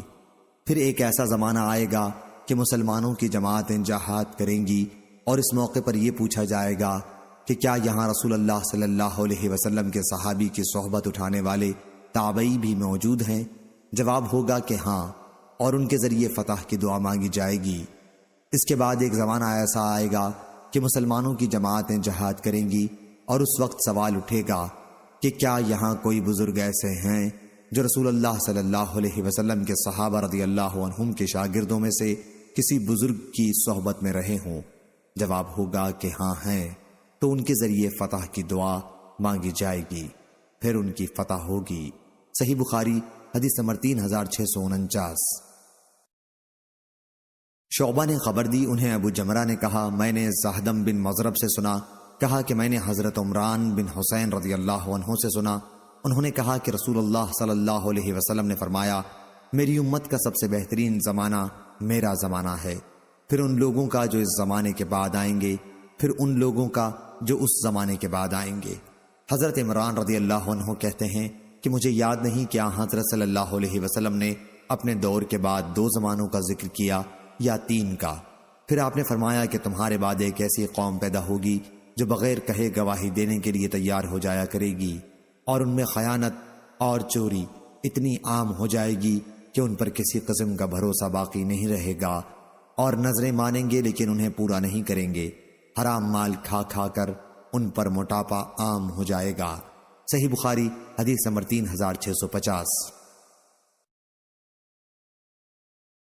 سفیان سوری نے بیان کیا، ان سے منصور نے، ان سے ابراہیم نے، ان سے عبیدہ بن قیس سلمانی نے، اور ان سے عبداللہ بن مسعود رضی اللہ عنہ نے کہ نبی کریم صلی اللہ علیہ وسلم نے فرمایا کہ بہترین زمانہ میرا زمانہ ہے، پھر ان لوگوں کا جو اس زمانے کے بعد آئیں گے، پھر ان لوگوں کا جو اس کے بعد آئیں گے، اور اس کے بعد ایک ایسی قوم پیدا ہوگی کہ گواہی دینے سے پہلے قسم ان کی زبان پر آ جایا کرے گی، اور قسم کھانے سے پہلے گواہی ان کی زبان پر آ جایا کرے گی۔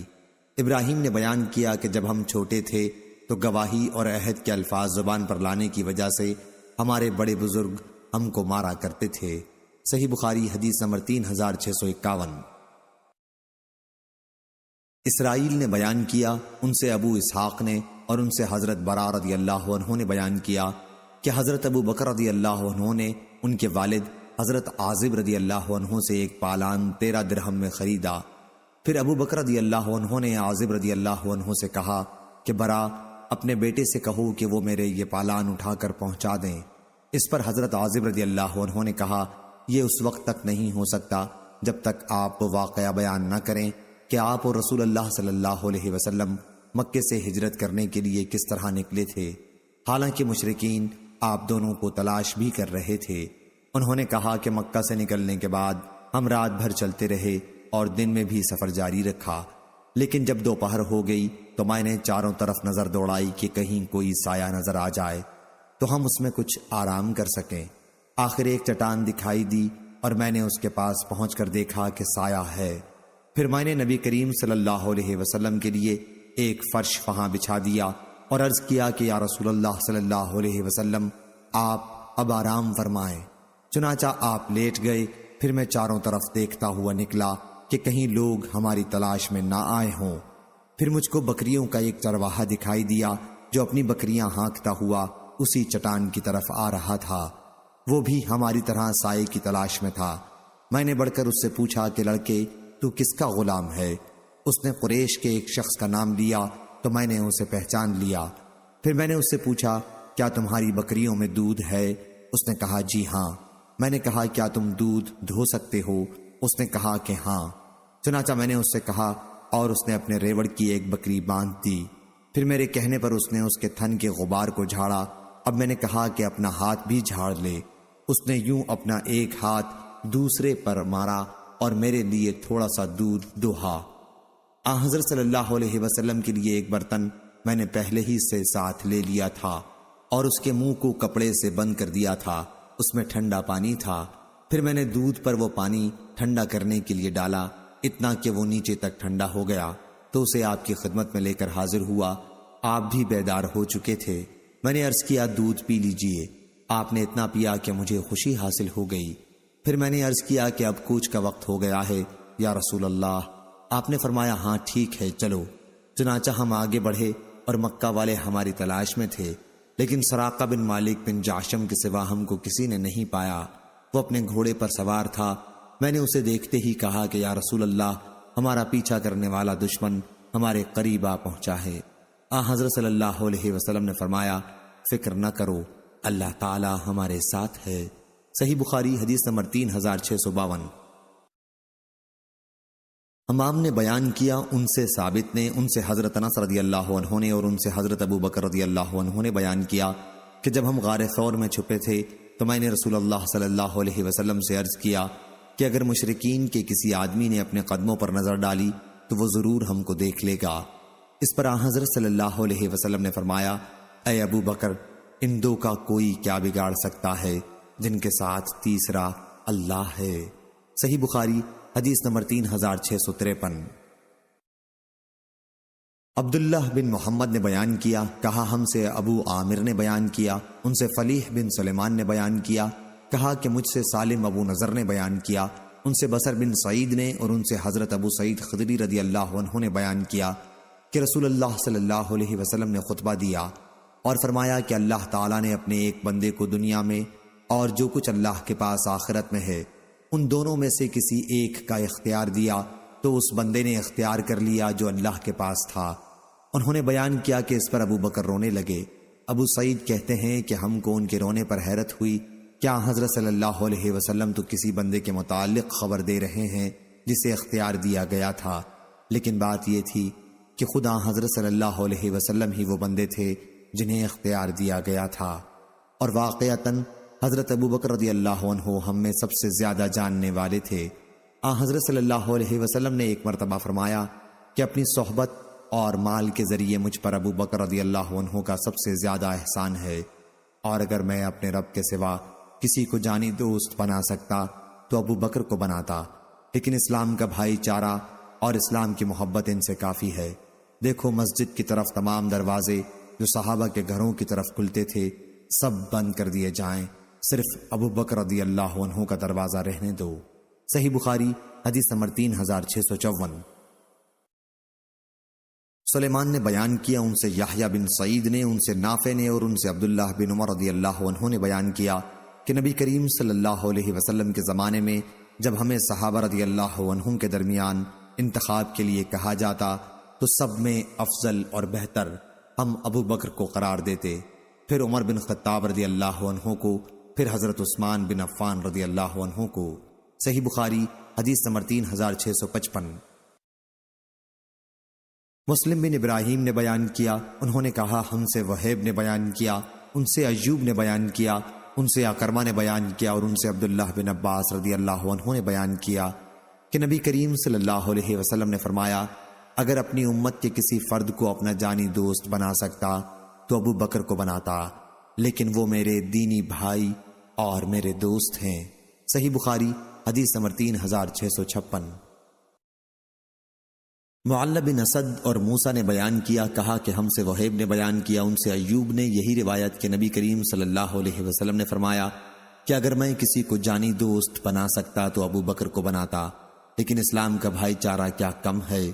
ہم سے قتیبہ نے یہ بیان کیا، ان سے عبد الوہاب نے اور ان سے ایوب نے ایسی ہی حدیث بیان کی۔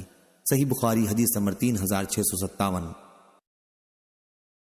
حماد بن زید نے خبر دی، انہیں ایوب نے، ان سے عبداللہ بن ابی ملیکہ نے بیان کیا کہ کوفہ والوں نے حضرت عبداللہ بن زبیر رضی اللہ عنہ کو دادا کی میراث کے سلسلے میں سوال لکھا تو آپ نے انہیں جواب دیا کہ رسول اللہ صلی اللہ علیہ وسلم نے فرمایا تھا، اگر اس امت میں کسی کو میں اپنا جانی دوست بنا سکتا تو ابو بکر رضی اللہ عنہ کو بناتا۔ وہی ابو بکر رضی اللہ عنہ یہ فرماتے تھے کہ دادا باپ کی طرح ہے، یعنی جب میت کا باپ زندہ نہ ہو تو باپ کا حصہ دادا کی طرف لوٹ جائے گا، یعنی باپ کی جگہ دادا وارث ہوگا۔ صحیح بخاری حدیث نمبر 3658۔ ابراہیم بن سعد نے بیان کیا، ان سے ان کے والد نے، ان سے محمد بن جبیر بن مطعم نے اور ان سے ان کے والد نے بیان کیا کہ ایک عورت نبی کریم صلی اللہ علیہ وسلم کی خدمت میں آئی تو آپ نے ان سے فرمایا کہ پھر آئیو۔ اس نے کہا اگر میں آؤں اور آپ کو نہ پاؤں تو؟ گویا وہ وفات کی طرف اشارہ کر رہی تھی۔ آپ نے فرمایا کہ اگر تم مجھے نہ پا سکو تو ابو بکر رضی اللہ عنہ کے پاس چلی آنا۔ صحیح بخاری حدیث نمبر 3659۔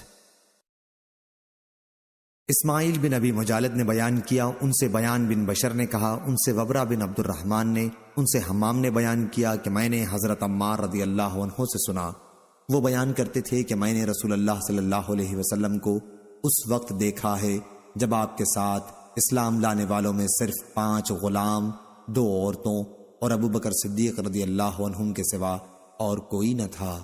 صحیح بخاری حدیث نمبر 3660۔ زید بن واقد نے بیان کیا، ان سے بصر بن عبید اللہ نے، ان سے عائز اللہ ابو ادریس نے اور ان سے حضرت ابو درداء رضی اللہ عنہ نے بیان کیا کہ میں نبی کریم صلی اللہ علیہ وسلم کی خدمت میں حاضر تھا کہ حضرت ابو بکر رضی اللہ عنہ اپنے کپڑے کا کنارہ پکڑے ہوئے گھٹنا کھولے ہوئے آئے۔ حضرت صلی اللہ علیہ وسلم نے یہ حالت دیکھ کر فرمایا، معلوم ہوتا ہے تمہارے دوست کسی سے لڑ کر آئے ہیں۔ پھر حضرت ابو بکر صدیق رضی اللہ عنہ نے حاضر ہو کر سلام کیا اور عرض کیا، یا رسول اللہ، میرے اور عمر بن خطاب کے درمیان کچھ تکرار ہو گئی تھی اور اس سلسلے میں نے جلدی میں ان کو سخت لفظ کہہ دیے، لیکن بعد میں مجھے سخت ندامت ہوئی تو میں نے ان سے معافی چاہی۔ اب وہ مجھے معاف کرنے کے لیے تیار نہیں ہے، اسی لیے میں آپ کی خدمت میں حاضر ہوا ہوں۔ آپ نے فرمایا، اے ابو بکر، تمہیں اللہ معاف کرے۔ 3 مرتبہ آپ نے یہ جملہ ارشاد فرمایا۔ حضرت عمر رضی اللہ عنہ کو بھی ندامت ہوئی اور حضرت ابو بکر رضی اللہ عنہ کے گھر پہنچے اور پوچھا کیا ابو بکر گھر پر موجود ہیں؟ معلوم ہوا کہ نہیں، تو آپ بھی نبی کریم صلی اللہ علیہ وسلم کی خدمت میں حاضر ہوئے اور سلام کیا۔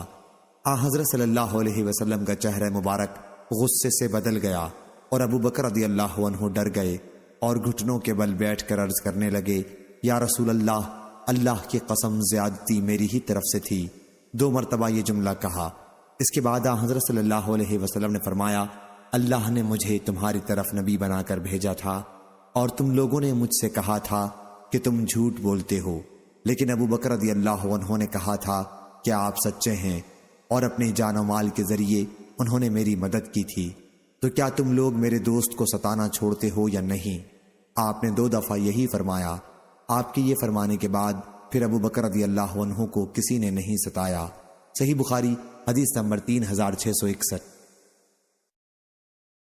عبدالعزیز بن مختار نے بیان کیا، کہا ہم سے خالد حذا نے، کہا ہم سے ابو عثمان نے بیان کیا، کہا کہ مجھ سے حضرت عمرو بن عاص رضی اللہ عنہ نے بیان کیا کہ نبی کریم صلی اللہ علیہ وسلم نے انہیں غزوہ ذات السلاسل کے لیے بھیجا۔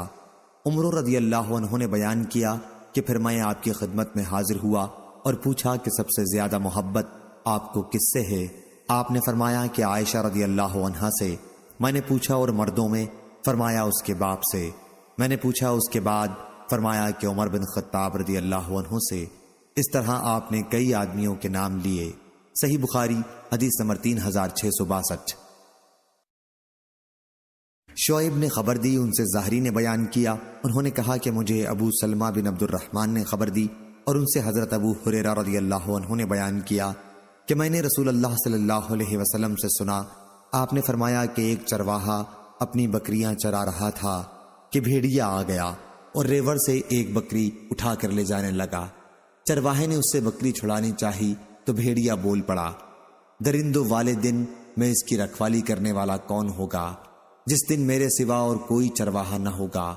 اسی طرح ایک شخص بیل کو اس پر سوار ہو کر لیے جا رہا تھا، بیل اس کی طرف متوجہ ہو کر کہنے لگا کہ میری پیدائش اس کے لیے نہیں ہوئی ہے، میں تو کھیتی باڑی کے کاموں کے لیے پیدا کیا گیا ہوں۔ وہ شخص بول پڑا، سبحان اللہ، جانور اور انسانوں کی طرح باتیں کرے۔ حضرت صلی اللہ علیہ وسلم نے فرمایا کہ میں ان واقعات پر ایمان لاتا ہوں، اور ابو بکر اور عمر بن خطاب رضی اللہ عنہ بھی۔ صحیح بخاری حدیث نمبر 3663۔ زہری نے بیان کیا، کہا مجھ کو ابن المسیب نے خبر دی اور انہوں نے حضرت ابو ہریرہ رضی اللہ عنہ سے سنا، انہوں نے کہا کہ میں نے رسول کریم صلی اللہ علیہ وسلم سے سنا، آپ نے فرمایا کہ میں سو رہا تھا کہ خواب میں میں نے اپنے آپ کو ایک کنویں پر دیکھا جس پر ڈول تھا، اللہ تعالیٰ نے جتنا چاہا میں نے اس ڈول سے پانی کھینچا، پھر اسے ابن ابی قحافہ حضرت ابو بکر رضی اللہ عنہ نے لے لیا اور انہوں نے ایک یا دو ڈول کھینچے، ان کے کھینچنے میں کچھ کمزوری سی معلوم ہوئی، اللہ ان کی اس کمزوری کو معاف فرمائے۔ پھر اس ڈول نے ایک بہت بڑے ڈول کی صورت اختیار کر لی اور اسے عمر بن خطاب رضی اللہ عنہ نے اپنے ہاتھ میں لے لیا۔ میں نے ایسا شہزور پہلوان آدمی نہیں دیکھا جو عمر رضی اللہ عنہ کی طرح ڈول کھینچ سکتا۔ انہوں نے اتنا پانی نکالا کہ لوگوں نے اپنے اونٹوں کو حوض سے سیراب کر لیا۔ صحیح بخاری حدیث نمبر 3664۔ عبداللہ بن مبارک نے خبر دی، کہا ہم کو موسیٰ بن عقبہ نے خبر دی، انہیں سالم بن عبداللہ نے اور ان سے حضرت عبداللہ بن عمر رضی اللہ عنہ نے بیان کیا کہ رسول اللہ صلی اللہ علیہ وسلم نے فرمایا، جو شخص اپنا کپڑا، پاجامہ یا تہبند وغیرہ تکبر اور غرور کی وجہ سے زمین پر گھسیٹتا چلے تو اللہ تعالیٰ قیامت کے دن اس کی طرف نظر رحمت سے دیکھے گا بھی نہیں۔ اس پر حضرت ابو بکر رضی اللہ عنہ نے عرض کیا کہ میرے کپڑے کا ایک حصہ لٹک جایا کرتا ہے، البتہ اگر میں پوری طرح خیال رکھوں تو وہ نہیں لٹک سکے گا۔ حضرت صلی اللہ علیہ وسلم نے فرمایا کہ آپ تو ایسا تکبر کے خیال سے نہیں کرتے، اس لیے آپ اس حکم میں داخل نہیں ہیں۔ موسیٰ نے کہا کہ میں نے سالم سے پوچھا، کیا حضرت عبداللہ بن عمر رضی اللہ عنہ نے اس حدیث میں یہ فرمایا تھا جو اپنی ازار کو گھسیٹتے ہوئے چلے؟ تو انہوں نے کہا کہ میں نے تو ان سے یہی سنا کہ جو کوئی اپنا کپڑا لٹکائے۔ صحیح بخاری حدیث نمبر 3465۔ شعیب نے بیان کیا، ان سے زہری نے بیان کیا، انہوں نے کہا کہ مجھے حمید بن عبد الرحمن بن عوف نے خبر دی اور ان سے حضرت ابو ہریرہ رضی اللہ عنہ نے بیان کیا کہ میں نے رسول کریم صلی اللہ علیہ وسلم سے سنا، آپ نے فرمایا کہ جس نے اللہ کے راستے میں کسی چیز کا ایک جوڑا خرچ کیا، مثلا 2 روپے، 2 کپڑے، 2 گھوڑے اللہ تعالیٰ کے راستے میں دیے، تو اسے جنت کے دروازوں سے بلایا جائے گا کہ اے اللہ کے بندے ادھر آ، یہ دروازہ بہتر ہے۔ پس جو شخص نمازی ہوگا اسے نماز کے دروازے سے بلایا جائے گا، جو شخص مجاہد ہوگا اسے جہاد کے دروازے سے بلایا جائے گا، جو شخص اہل صدقہ میں سے ہوگا اسے صدقہ کے دروازے سے بلایا جائے گا، اور جو شخص روزے دار ہوگا اسے صیام اور ریان سیرابی کے دروازے سے بلایا جائے گا۔ حضرت ابو بکر رضی اللہ عنہ نے عرض کیا، جس شخص کو ان تمام ہی دروازوں سے بلایا جائے گا پھر تو اسے کسی قسم کا خوف باقی نہیں رہے گا، اور پوچھا کیا کوئی شخص ایسا بھی ہوگا جسے ان تمام دروازوں سے بلایا جائے؟ یا رسول اللہ، آپ نے فرمایا ہاں، اور مجھے امید ہے کہ تم بھی انہی میں سے ہوگے اے ابو بکر۔ صحیح بخاری حدیث نمبر 3666۔ سلیمان بن بلال نے بیان کیا، ان سے ہشام بن عروہ نے، ان سے عروہ بن زبیر نے، اور ان سے نبی کریم صلی اللہ علیہ وسلم کی زوجہ مطہرہ حضرت عائشہ رضی اللہ عنہا نے بیان کیا کہ حضرت صلی اللہ علیہ وسلم کی جب وفات ہوئی تو حضرت ابو بکر رضی اللہ عنہ اس وقت مقام صح میں تھے۔ اسماعیل نے کہا یعنی اوالی کے ایک گاؤں میں۔ آپ کی خبر سن کر حضرت عمر رضی اللہ عنہ اٹھ کر یہ کہنے لگے کہ اللہ کی قسم رسول اللہ صلی اللہ علیہ وسلم کی وفات نہیں ہوئی۔ حضرت عائشہ رضی اللہ عنہا نے کہا کہ حضرت عمر رضی اللہ عنہ کہا کرتے تھے اللہ کی قسم اس وقت میرے دل میں یہی خیال آتا تھا اور میں کہتا تھا کہ اللہ آپ کو ضرور اس بیماری سے اچھا کر کے اٹھائے گا اور آپ ان لوگوں کے ہاتھ اور پاؤں کاٹ دیں گے جو آپ کی موت کی باتیں کرتے ہیں۔ اتنے میں حضرت ابو بکر رضی اللہ عنہ تشریف لے آئے اور اندر جا کر آپ کی نعش کے اوپر سے کپڑا اٹھایا اور بوسہ دیا اور کہا میرے باپ اور ماں آپ پر فدا ہوں، آپ زندگی میں بھی پاکیزہ تھے اور وفات کے بعد بھی، اور اس ذات کی قسم جس کے ہاتھ میں میری جان ہے اللہ تعالیٰ آپ پر 2 مرتبہ موت ہرگز طاری نہیں کرے گا۔ اس کے بعد آپ باہر آئے اور عمر رضی اللہ عنہ سے کہنے لگے اے قسم کھانے والے ذرا تأمل کر۔ پھر حضرت ابو بکر رضی اللہ عنہ نے گفتگو شروع کی تو حضرت عمر رضی اللہ عنہ خاموش بیٹھ گئے۔ صحیح بخاری حدیث نمبر 3667۔ حضرت ابو بکر رضی اللہ عنہ نے پہلے اللہ کی حمد کی اور ثنا بیان کی، پھر فرمایا لوگو دیکھو، اگر کوئی محمد صلی اللہ علیہ وسلم کو پوجتا تھا یعنی یہ سمجھتا تھا کہ وہ آدمی نہیں ہے، وہ کبھی نہیں مریں گے، تو اسے معلوم ہونا چاہیے کہ حضرت محمد صلی اللہ علیہ وسلم کی وفات ہو چکی ہے، اور جو شخص اللہ کی پوجا کرتا تھا تو اللہ ہمیشہ زندہ ہے، اسے موت کبھی نہیں آئے گی۔ پھر ابو بکر رضی اللہ عنہ نے سورہ زمر کی آیت پڑھی اے پیغمبر تو بھی مرنے والا اور وہ بھی مریں گے، اور اللہ تعالیٰ نے فرمایا کہ محمد صلی اللہ علیہ وسلم صرف ایک رسول ہیں، اس سے پہلے بھی بہت سے رسول گزر چکے ہیں، پس کیا اگر وہ وفات پا جائیں یا انہیں شہید کر دیا جائے تو تم اسلام سے پھر جاؤ گے، اور جو شخص اپنی ایڑیوں کے بل پھر جائے تو وہ اللہ کو کوئی نقصان نہیں پہنچا سکے گا، اور اللہ ان قریب شکر گزار بندوں کو بدلہ دینے والا ہے۔ راوی نے بیان کیا کہ یہ سن کر لوگ پھوٹ پھوٹ کر رونے لگے۔ راوی نے بیان کیا کہ انصار ثقیفہ بن ساعدہ میں سعد بن عبادہ رضی اللہ عنہ کے پاس جمع ہو گئے اور کہنے لگے کہ ایک امیر ہم میں سے ہوگا اور ایک امیر تم مہاجرین میں سے ہوگا، دونوں مل کر حکومت کریں گے۔ پھر ابو بکر، عمر بن خطاب اور ابو عبیدہ بن جراح رضی اللہ عنہ ان کی مجلس میں پہنچے۔ عمر رضی اللہ عنہ نے گفتگو کرنی چاہی لیکن حضرت ابو بکر رضی اللہ عنہ نے ان سے خاموش رہنے کے لیے کہا۔ عمر رضی اللہ عنہ کہا کرتے تھے کہ اللہ کی قسم میں نے ایسا صرف اس وجہ سے کیا تھا کہ میں نے پہلے ہی سے ایک تقریر تیار کر لی تھی جو مجھے بہت پسند آئی تھی، پھر بھی مجھے ڈر تھا کہ ابو بکر رضی اللہ عنہ کی برابری اس سے بھی نہیں ہو سکے گی۔ آخر حضرت ابو بکر رضی اللہ عنہ نے انتہائی بلاغت کے ساتھ بات شروع کی۔ انہوں نے اپنی تقریر میں فرمایا کہ ہم قریش امراء ہیں اور تم جماعت انصار وزراء ہو۔ اس پر حضرت حباب بن منظر رضی اللہ عنہ بولے کہ نہیں، اللہ کی قسم ہم ایسا نہیں ہونے دیں گے، ایک امیر ہم میں سے ہوگا اور ایک امیر تم میں سے ہوگا۔ حضرت ابو بکر رضی اللہ عنہ نے فرمایا کہ نہیں، ہم امراء ہیں، تم وزراء ہو۔ وجہ یہ ہے کہ قریش کے لوگ سارے عرب میں شریف خاندان شمار کیے جاتے ہیں اور ان کا ملک یعنی مکہ عرب کے بیچ میں ہے، تو اب تم کو اختیار ہے یا تو عمر سے بیعت کر لو یا ابو عبیدہ بن جراح سے۔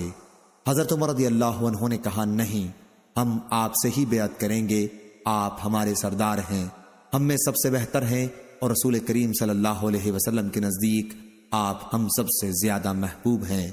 حضرت عمر رضی اللہ عنہ نے ان کا ہاتھ پکڑ لیا اور ان کے ہاتھ پر بیعت کر لی۔ پھر سب لوگوں نے بیعت کی۔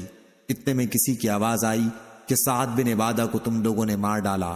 عمر رضی اللہ عنہ نے کہا انہیں اللہ نے مار ڈالا۔ صحیح بخاری حدیث نمبر 3668۔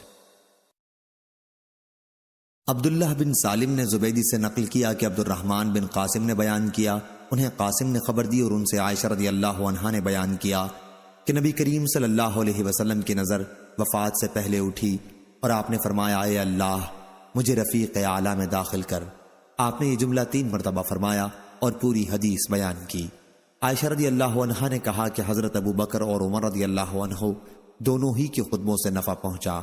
حضرت عمر رضی اللہ عنہ نے لوگوں کو دھمکایا کیونکہ ان میں بعض منافقین بھی تھے، اس لیے اللہ تعالیٰ نے اس طرح غلط افواہیں پھیلانے سے ان کو باز رکھا۔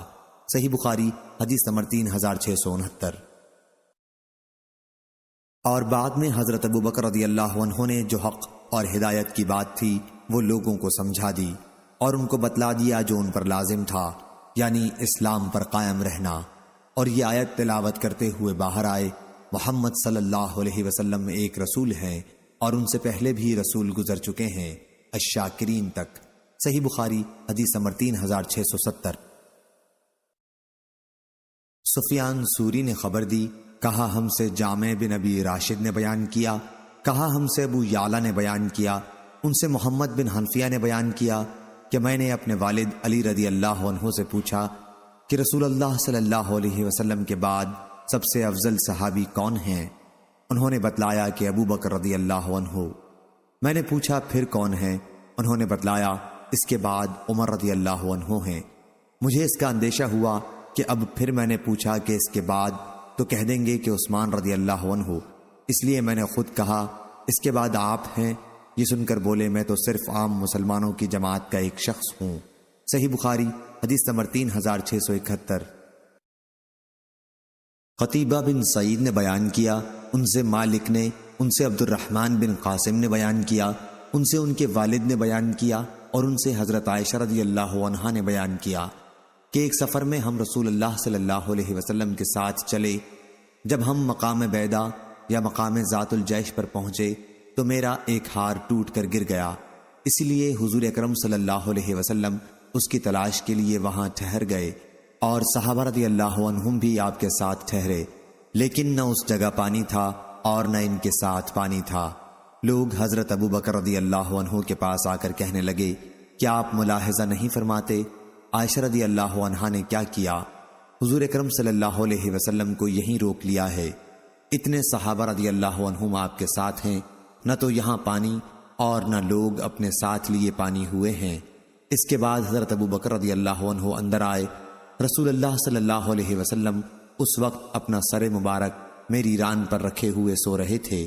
وہ کہنے لگے، تمہاری وجہ سے حضرت صلی اللہ علیہ وسلم کو اور سب لوگوں کو رکنا پڑا، اب نہ یہاں کہیں پانی ہے اور نہ لوگوں کے ساتھ پانی ہے۔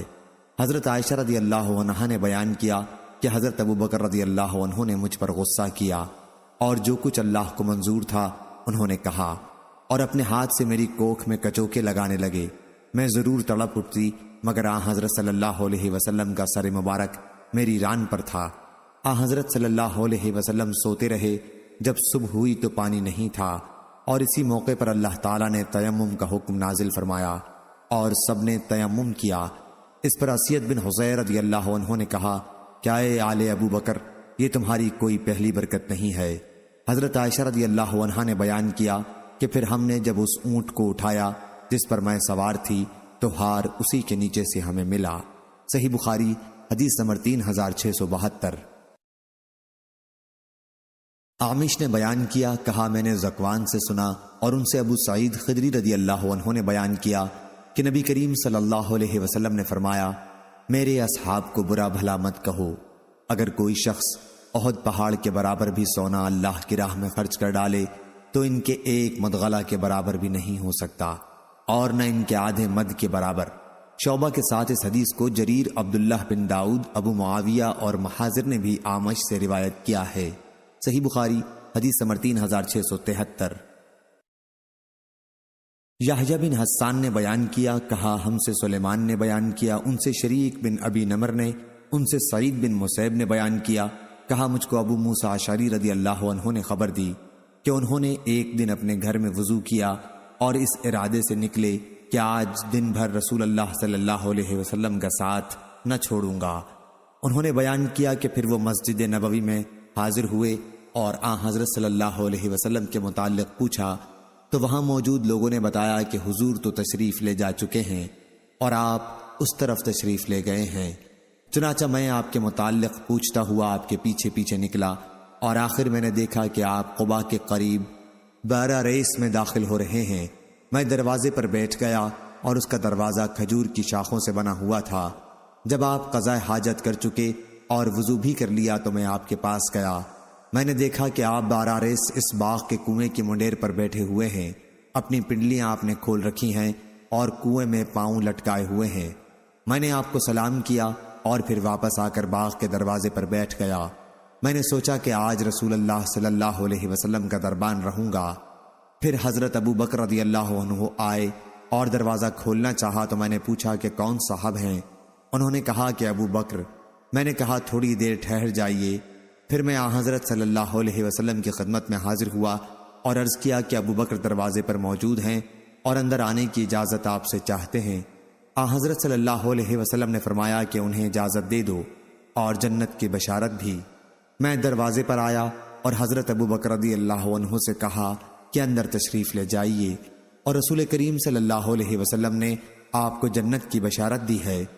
حضرت ابو بکر اندر داخل ہوئے اور اسی کنویں کی منڈیر پر حضرت صلی اللہ علیہ وسلم کی داہنی طرف بیٹھ گئے اور اپنے دونوں پاؤں کنویں میں لٹکا لیے جس طرح حضرت صلی اللہ علیہ وسلم نے لٹکائے ہوئے تھے، اور اپنی پنڈلیوں کو بھی کھول لیا تھا۔ پھر میں واپس آ کر اپنی جگہ پر بیٹھ گیا۔ میں آتے وقت اپنے بھائی کو وضو کرتا ہوا چھوڑ آیا تھا، وہ میرے ساتھ آنے والے تھے۔ میں نے اپنے دل میں کہا کاش اللہ تعالیٰ فلاں کو خبر دے دیتا، ان کی مراد اپنے بھائی سے تھی، اور انہیں یہاں پہنچا دیتا۔ اتنے میں کسی صاحب نے دروازے پر دستک دی۔ میں نے پوچھا کون صاحب ہیں؟ کہا کہ عمر بن خطاب رضی اللہ عنہ۔ میں نے کہا کہ تھوڑی دیر کے لیے ٹھہر جائیے۔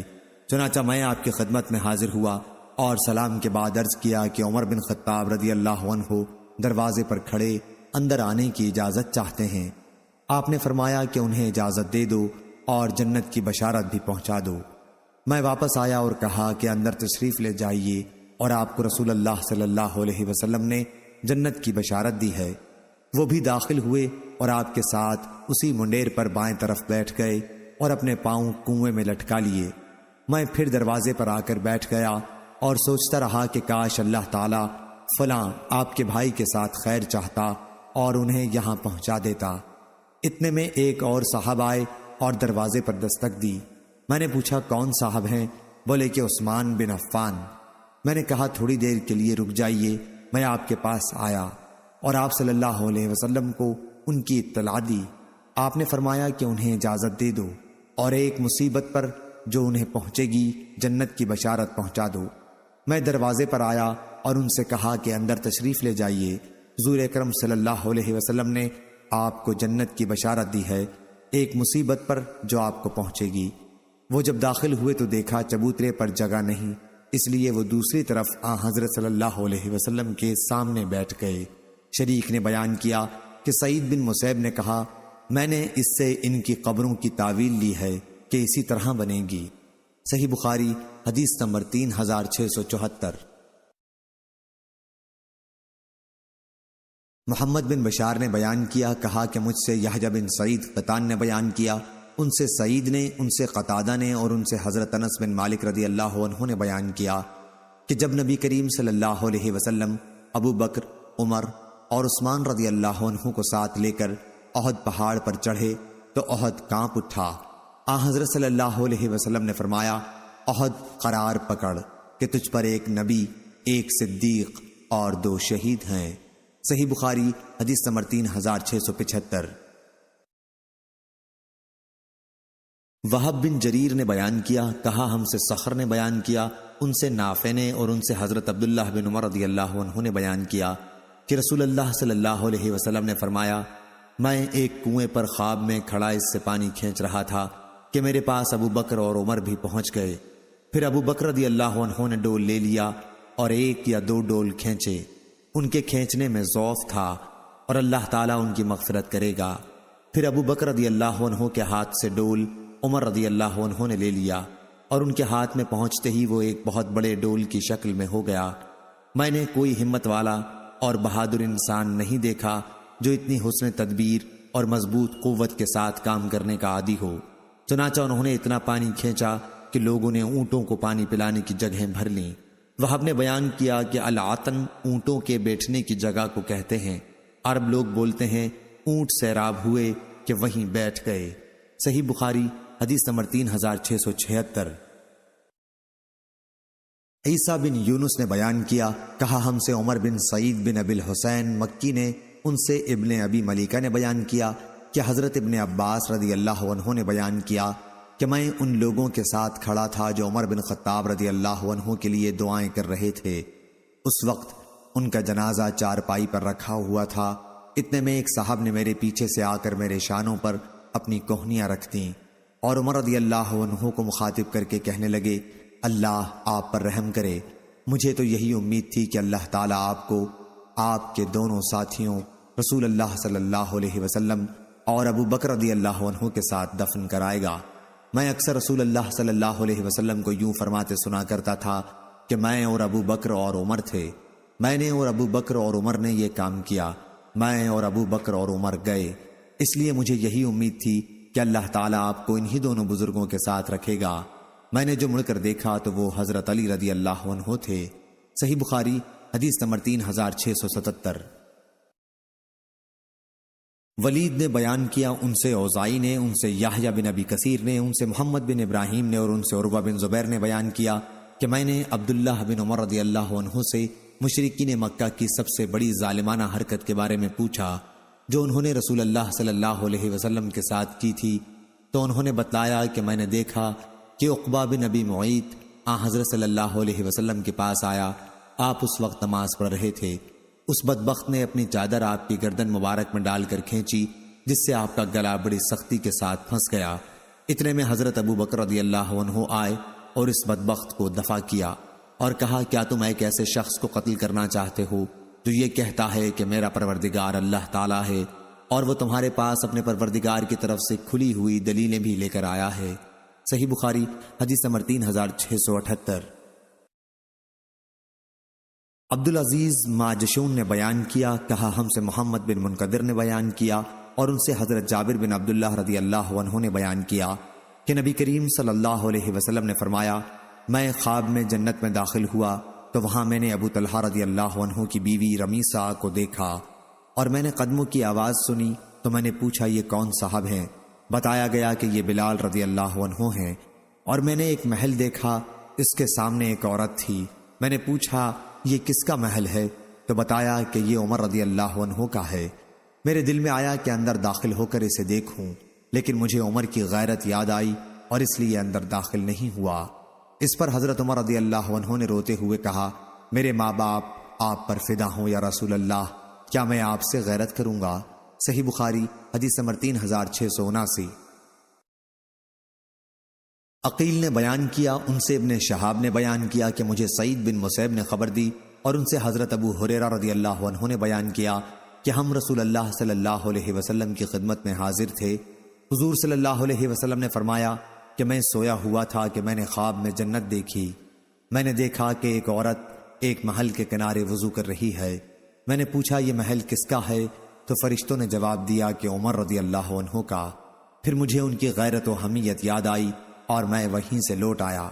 اس پر حضرت عمر رضی اللہ عنہ رو دیے اور عرض کیا، یا رسول اللہ، کیا میں آپ پر بھی غیرت کروں گا؟ صحیح بخاری حدیث نمبر 3680۔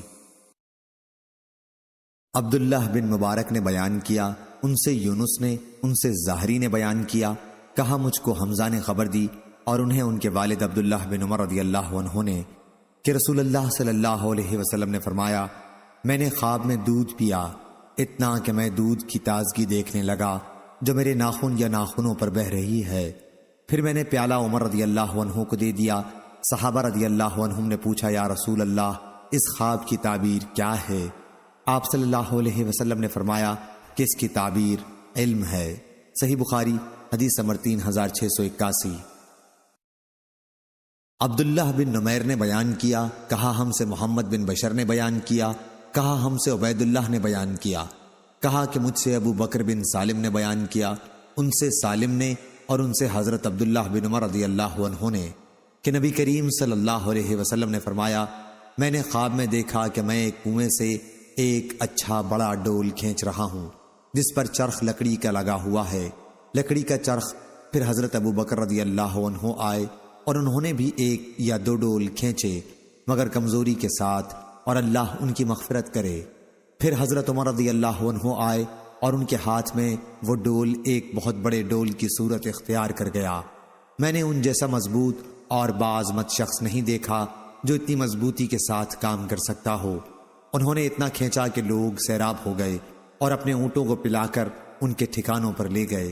ابن جبیر نے کہا کہ عبقری کے معنی عمدہ اور زرابی اور عبقری سردار کو بھی کہتے ہیں۔ حدیث میں عبقری سے یہی مراد ہے۔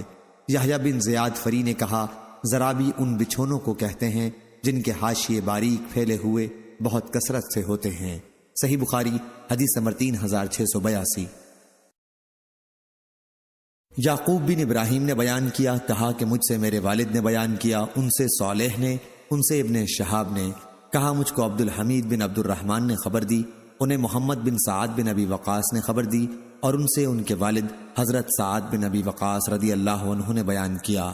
دوسری سند، اور مجھ سے عبد العزیز بن عبداللہ نے بیان کیا، کہا ہم سے ابراہیم بن سعد نے بیان کیا، ان سے صالح نے، ان سے ابن شہاب نے، ان سے عبد الحمید بن عبد الرحمن بن زید نے، ان سے محمد بن سعد بن ابی وقاص نے، اور ان سے ان کے والد نے بیان کیا کہ حضرت عمر رضی اللہ عنہ نے رسول اللہ صلی اللہ علیہ وسلم سے اندر آنے کی اجازت چاہی۔ اس وقت آپ کے پاس قریش کی چند عورتیں امہات المومنین میں سے بیٹھی باتیں کر رہی تھیں، اور آپ کی آواز سے بھی بلند آواز کے ساتھ آپ سے نان نفقے میں زیادتی کی درخواست کر رہی تھیں۔ جو ہی حضرت عمر رضی اللہ عنہ نے اجازت چاہی تو وہ تمام کھڑی ہو کر پردے کے پیچھے جلدی سے بھاگ کھڑی ہوئیں۔ آخر آن حضرت صلی اللہ علیہ وسلم نے اجازت دی اور وہ داخل ہوئے تو آن حضرت صلی اللہ علیہ وسلم مسکرا رہے تھے۔ حضرت عمر رضی اللہ عنہ نے عرض کیا، یا رسول اللہ، اللہ تعالیٰ آپ کو ہمیشہ خوش رکھے۔ آپ نے فرمایا، مجھے ان عورتوں پر ہنسی آ رہی ہے جو ابھی میرے پاس بیٹھی ہوئی تھیں، لیکن تمہاری آواز سنتے ہی سب پردے کے پیچھے بھاگ گئیں۔ حضرت عمر رضی اللہ عنہ نے عرض کیا، یا رسول اللہ، ڈرنا تو انہیں آپ سے چاہیے تھا۔ پھر انہوں نے عورتوں سے کہا، اے اپنی جانوں کی دشمنوں، تم مجھ سے تو ڈرتی ہو اور حضور اکرم صلی اللہ علیہ وسلم سے نہیں ڈرتی۔ عورتوں نے کہا کہ ہاں، آپ ٹھیک کہتے ہیں، حضور اکرم صلی اللہ علیہ وسلم کے مقابلے میں آپ کہیں زیادہ سخت ہیں۔ اس پر آن حضرت صلی اللہ علیہ وسلم نے فرمایا، اے ابن خطاب، اس ذات کی قسم جس کے ہاتھ میں میری جان ہے، اگر کبھی شیطان تم کو کسی راستے پر چلتا دیکھ لیتا تو اسے چھوڑ کر وہ کسی دوسرے راستے پر چل پڑتا۔ صحیح بخاری حدیث نمبر 3683۔ اسماعیل نے بیان کیا، کہا ہم سے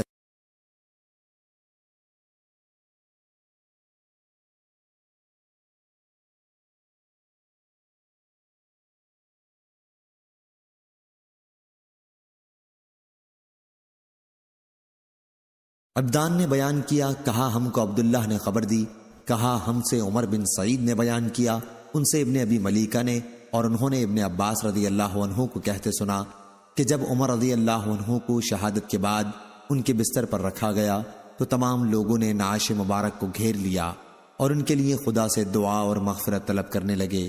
نعش ابھی اٹھائی نہیں گئی تھی، میں بھی وہیں موجود تھا۔ اسی حالت میں اچانک ایک صاحب نے میرا شانہ پکڑ لیا، میں نے دیکھا تو وہ علی رضی اللہ عنہ تھے۔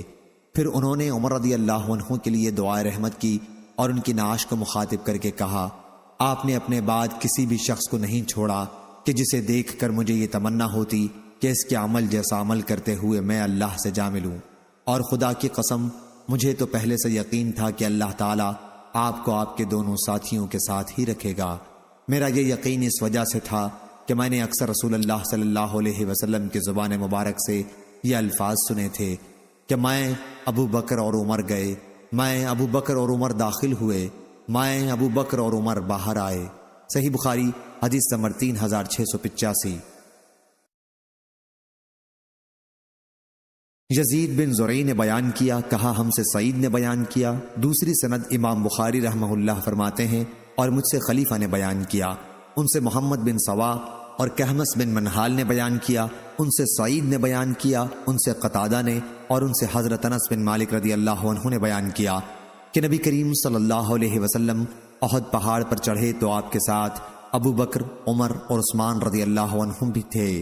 پہاڑ لرزنے لگا تو آن حضرت صلی اللہ علیہ وسلم نے اپنے پاؤں سے اسے مارا اور فرمایا، احد ٹھہرا رہے کہ تجھ پر ایک نبی، ایک صدیق اور 2 شہید ہی تو ہیں۔ صحیح بخاری حدیث نمبر 3686۔ عبداللہ بن وہب نے بیان کیا، کہا کہ مجھ سے عمر بن محمد نے بیان کیا، ان سے زید بن اسلم نے بیان کیا، اور ان سے ان کے والد نے بیان کیا۔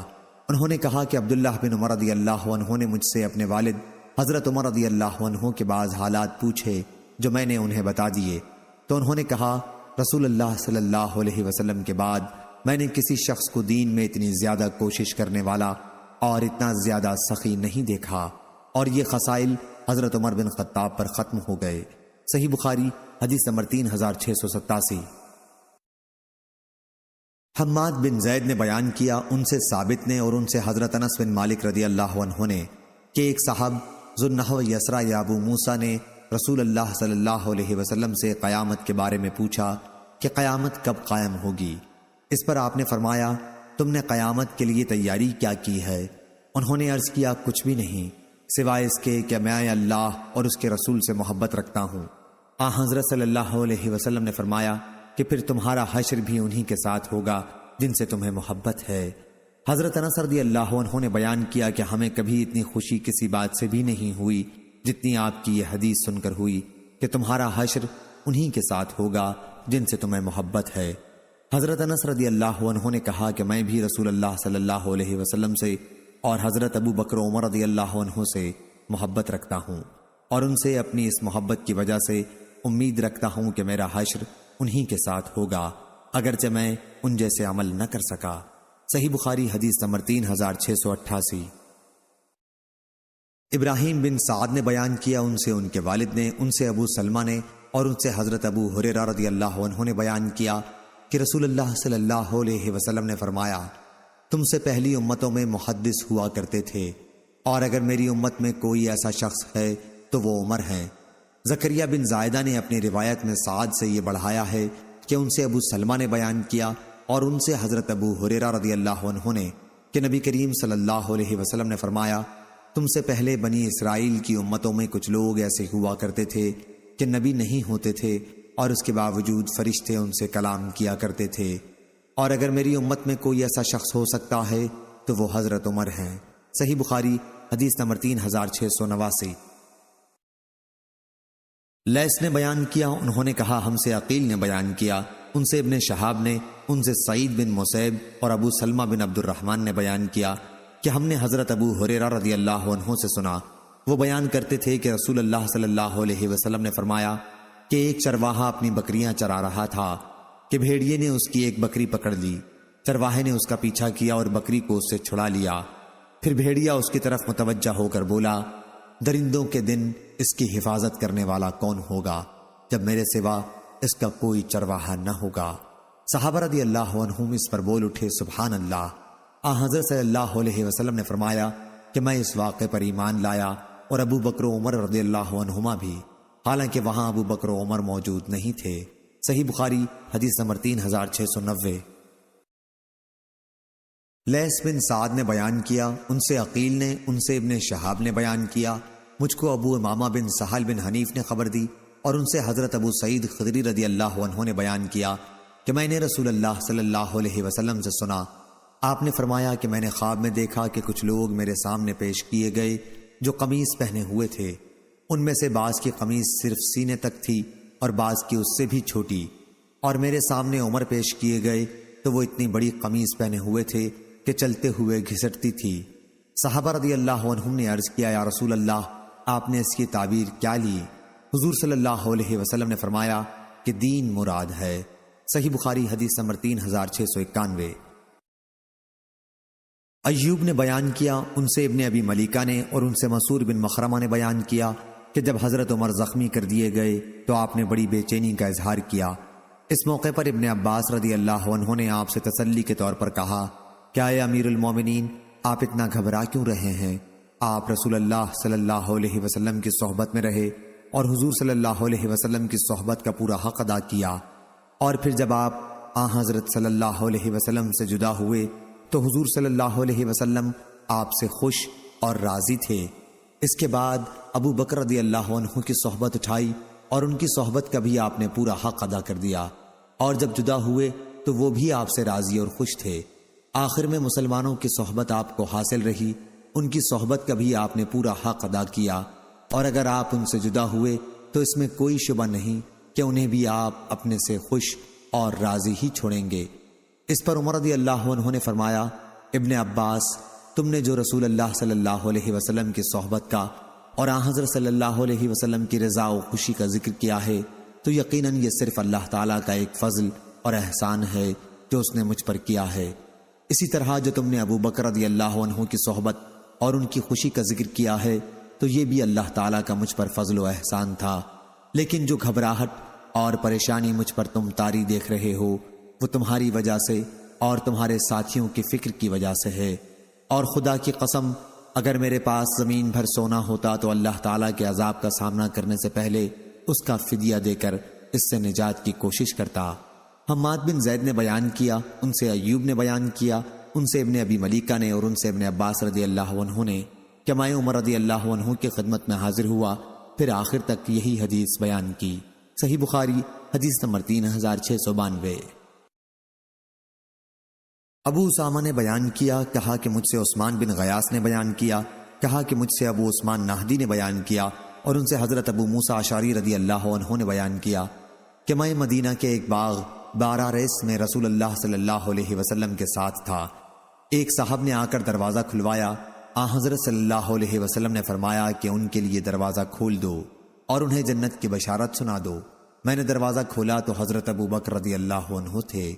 میں نے انہیں نبی کریم صلی اللہ علیہ وسلم کے فرمانے کے مطابق جنت کی خوشخبری سنائی تو انہوں نے اس پر اللہ کی حمد کی۔ پھر ایک اور صاحب آئے اور دروازہ کھلوایا۔ حضور صلی اللہ علیہ وسلم نے اس موقع پر بھی یہی فرمایا کہ دروازہ ان کے لیے کھول دو اور انہیں جنت کی بشارت سنا دو۔ میں نے دروازہ کھولا تو حضرت عمر رضی اللہ عنہ تھے۔ انہیں بھی جب حضور اکرم صلی اللہ علیہ وسلم کے ارشاد کی اطلاع سنائی تو انہوں نے بھی اللہ تعالیٰ کی حمد و ثنا بیان کی۔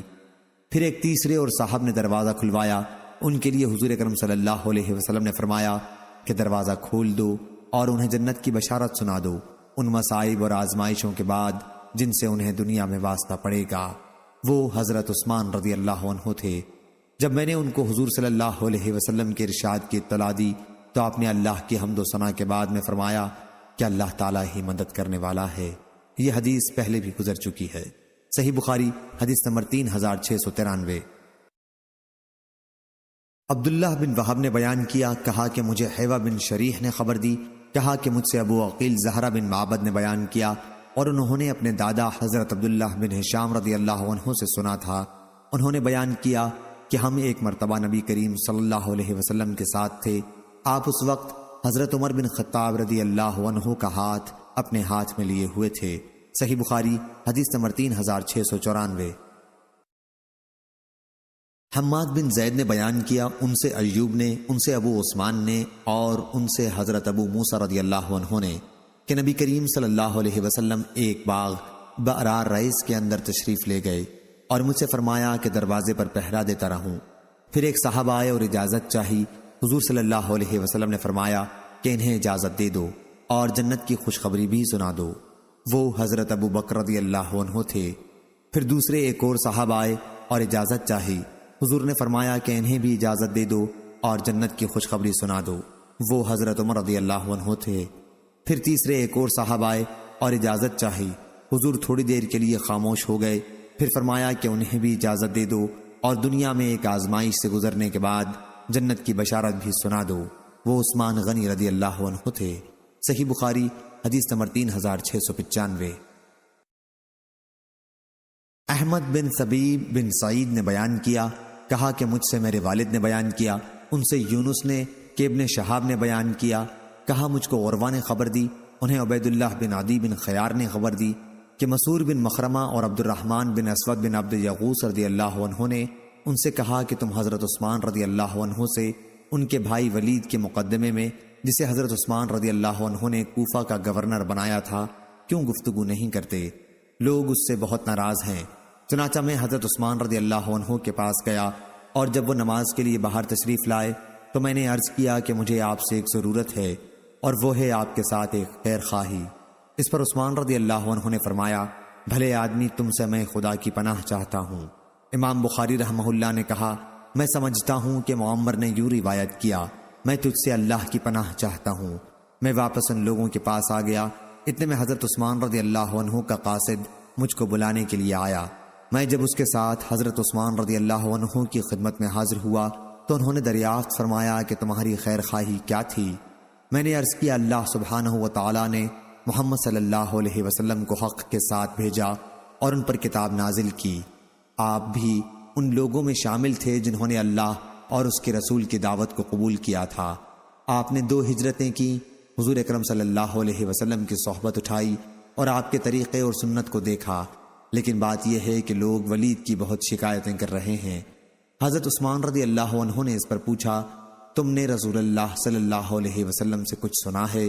میں نے عرض کیا کہ نہیں، لیکن رسول اللہ صلی اللہ علیہ وسلم کی احادیث ایک کنواری لڑکی تک کو اس کے تمام پردوں کے باوجود جب پہنچ چکی ہیں تو مجھے کیوں نہ معلوم ہوتی؟